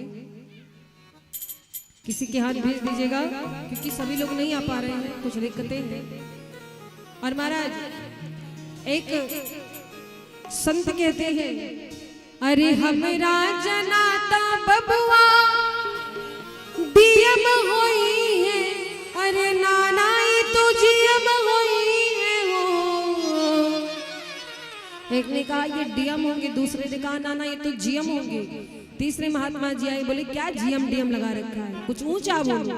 तो क्या कहा, इललना इललना इललना हिंद के सितारा ई तसीम होई है ओह से ऊपर पीएम होई है हो। इललना हिंद के सितारा ई तसीम होई है ओह से ऊपर पीएम होई है हो। इललना हिंद के सितारा ई तसीम होई है ओह से ऊपर पीएम होई है हो। एक निकारे कुछ ऊंचा आशीर्वाद दो, ये सीएम पीएम डीएम जीएम कलयुग में होंगे, त्रेता युग है, त्रेता के हिसाब से आशीर्वाद दो। तो क्या कहा, बोले इस बार अच्छा आशीर्वाद दे रहे हैं। कहते हैं, अरे बबुआ हमार महाराज होई है और राजा धीराज होई है वो। क्या कहा, ये महाराजा होंगे और राजा धीराजा होंगे। ए ललना ए ललना ए ललना धातों में हीरा पूखराज होई है सीरा वाट ताज होई है हो। ए ललना धातों में हीरा पूखराज होई है सीरा वाट ताज होई है हो। ए ललना धातों में हीरा पूखराज होई है सीरा वाट ताज होई है हो। अच्छा, किसी किसी राम जी के प्राकट उत्सव में आनंद आ रहा है, बहुत आनंद आ रहा है, ना जुटे। आनंद आता तो ऐसे मुरझाए खड़े रहे हैं, थक गए हो सब लोग, ताली बजा बजा के लग रहा कितने दिन से भोजन नहीं किया। भोजन तो हम करके अभी नहीं बैठे। प्रेम से बोलिए राघवेंद्र सरकार की, जोर से बोलिए। खाना खाए हैं कि नहीं? हम लोग तो नहीं खाए हैं, सच बता रहे हैं। अब यहाँ से जाएंगे, हमारे भंडारी जी बनाए होंगे तो हम लोग खाएंगे। आप लोग तो खाना खा के आए होंगे। प्रेम से बोलिए राघवेंद्र सरकार की। आपके बगल में, लालगंज के बगल में इक्किल ग्राम है, इक्किल नहीं रसूलपुर ग्राम है। यहाँ देवी जी का गाथा हुआ था, लेकिन इतना भीड़ था, इतना प्रेम था, ज्यादा दूरी नहीं है, 15 से 20 किलोमीटर होगा, लेकिन इतने दूर में देखा रहा है भगत लोग कितना अच्छे हैं। बहुत बहुत धन्यवाद। इस राघवेंद्र सरकार के प्रागर्ष उत्सव में आप लोग आए, बहुत बहुत धन्यवाद। एक बार जोरदार अपने ताली बजा लीजिए अपने लिए, जोरदार। और अच्छी कथा लगी, एक बार व्यास जी के लिए ताली से स्वागत करेंगे। आइए एक छोटा सा भजन और हो कि ना हो, नृत्य करना है। किसको किसको नृत्य करना जरा बताओ, तब हम गाएं। झुट्टे गाएं को गला फाड़े, बताओ इतनी मेहनत करते जा रहे हैं आप लोग, ऐसे खड़े हो, लग रहा है जीवन की कितनी विपत्ति आ गई है। अरे आज तो संपत्ति मिली है, राम जी की संपत्ति। वृद्धावस्था में चक्रवर्ती जी को 4 बालक नहीं मिले, 4 पुरुषार्थ मिले, धर्म अर्थ काम मोक्ष, है ना। उठाइए हाथों को और नृत्य करना है सभी को।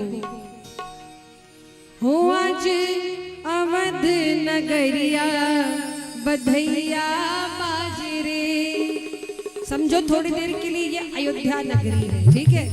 जोड़ करके हो बाजी ढोल नगाड़ा, बाजी ढोल नगाड़ा, शहनैया बाजरे, आज अवध नगरिया बधैया बाजरे। हो आज अवध नगरिया बधैया बाजरे, हो आज अवध नगरिया बधैया बाजरे। आज अवध नगरिया बधैया बाजरे। झोंक करके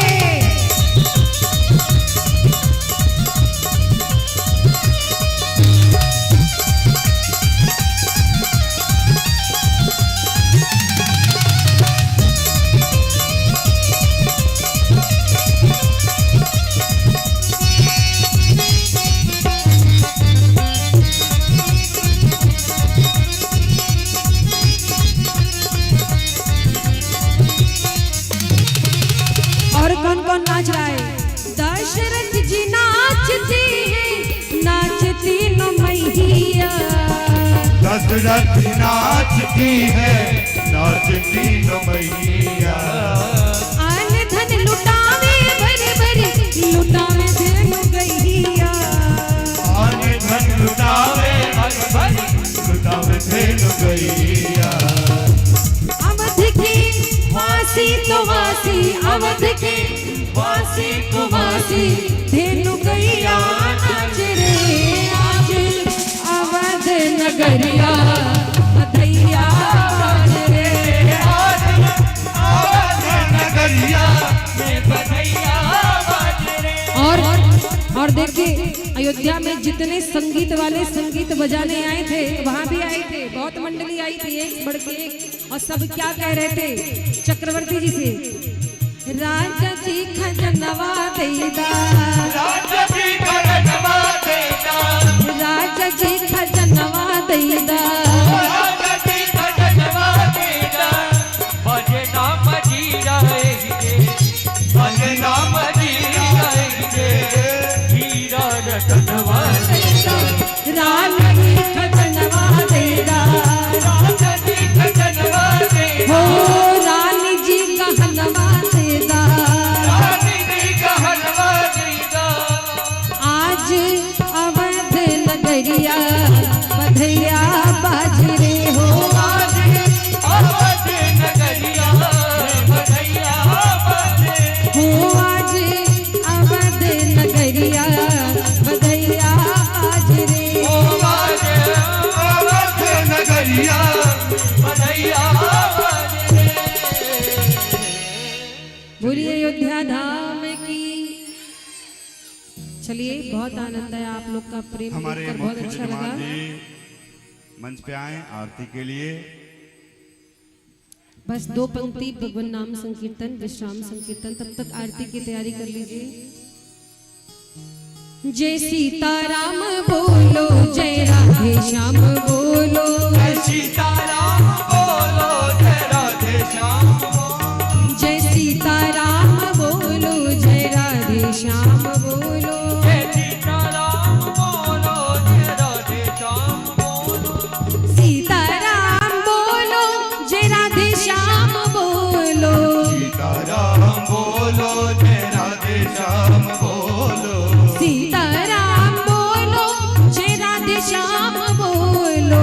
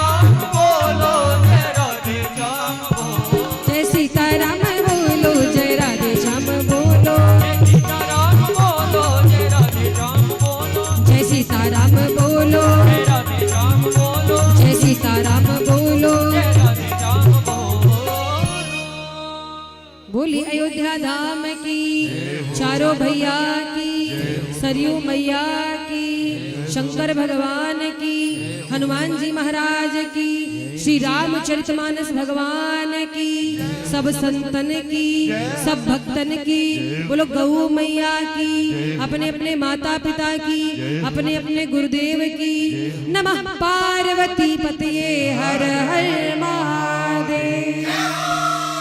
और जानकारी आपको फिर से दे दें, ये जो कथा आप देख रहे हैं ये लाइव प्रसारण हमारे YouTube चैनल फेसबुक पेज पर हो रहा है। कथा आप उसे लाइव भी देख सकते हैं और कहीं भी हम लाइव होंगे कथा देखना चाहते हैं तो हमारे चैनल को सब्सक्राइब करें। चैनल का नाम है कथा व्यास निशु भारद्वाज ऑफिशियल। 2 दिन और बचा है बस, तो इन 2 दिनों में जितना आनंद आप ले सकते हो आनंद प्राप्त कर लो, क्योंकि फिर कौन कहाँ कुछ पता नहीं है। तब तो राम जी से मिलने के लिए आपको अयोध्या आना पड़ेगा। अभी मानो साक्षात मेरे राम जी अवध धाम से आपके यहाँ पधारे हैं। तो जिनको जिनको आनंद आया हो एक बार मेरे प्रभु श्री राम जी के लिए जोरदार तालियां बजाएंगे। लो श्याम रामचंद्र की।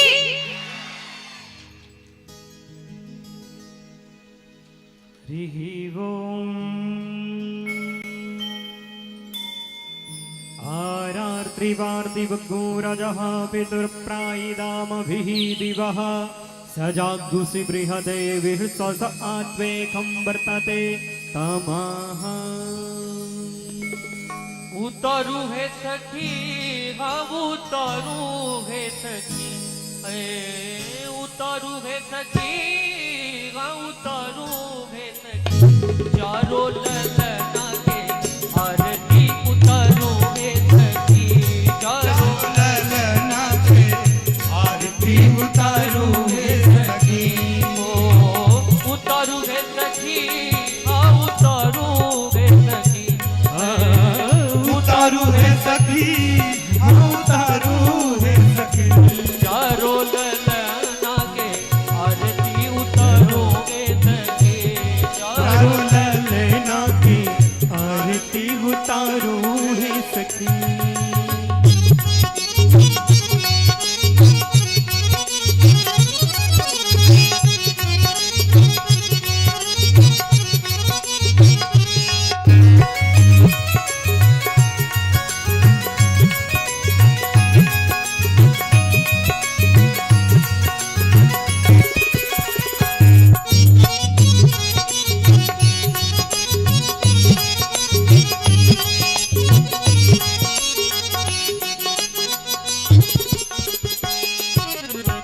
कौशल्या की गई तू मित्र मैया, कौशल्या की गई सुमित्रा मैया, पल ना झुलावे सब लेवे बनैया, पल ना झुलावे सब लेत बनैया, भरी भरी नैनन से हनिहारोगे सखी, भरी भरी नैनन से हनिहारोगे सखी, चारों ललना के आरती उतारोगे सखी, चारों ललना की आरती उतारोगे सखी, शीश पे मुकुट सुहावन लागे, शीश पे मुकुट सुहावन लागे, पीतांबरी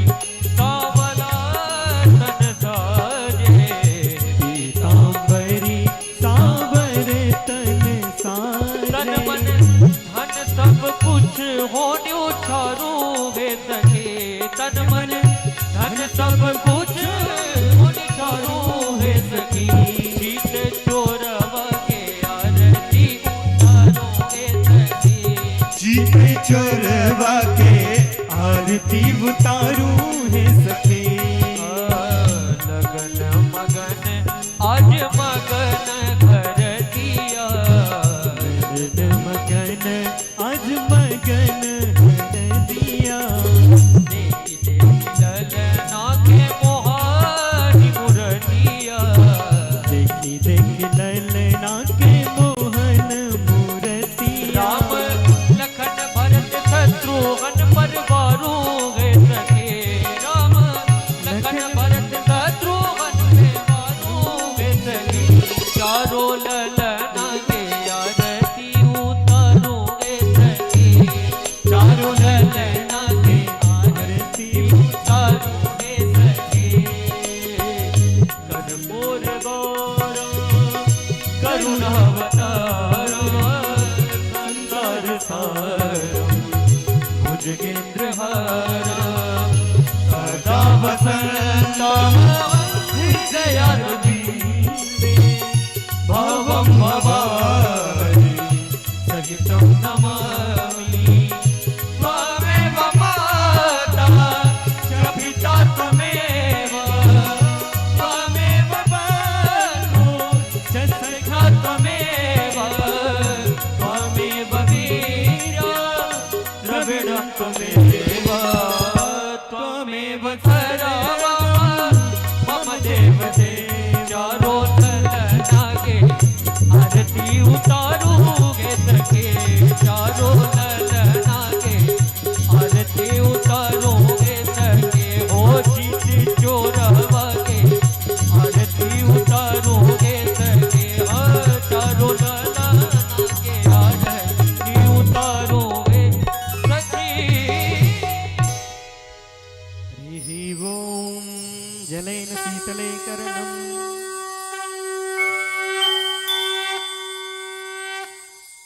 पुष्पैः देवताभिवन्दनम् आत्माभिवन्दनं मन्त्रपुष्पाञ्जलिः हरिः ओम मा यज्ञेन यज्ञमयजन्त देवास्तानि धर्माणि प्रथमान्यासन्ना तेहनाकं महिमानः सजन्त यत्र पूर्वे साध्याः सन्ति देवाः हरिः ओम दासरथाय विद्महे सीतावल्लभाय धीमहि तन्नो श्रीरामः प्रचोदयात् नानासुगन्धपुष्पाणि यथा कालोद्भवानि च पुष्पाञ्जलिर्मया दिक्त गृहाण परमेश्वरः गुरुस्वामन्त्रपुष्पा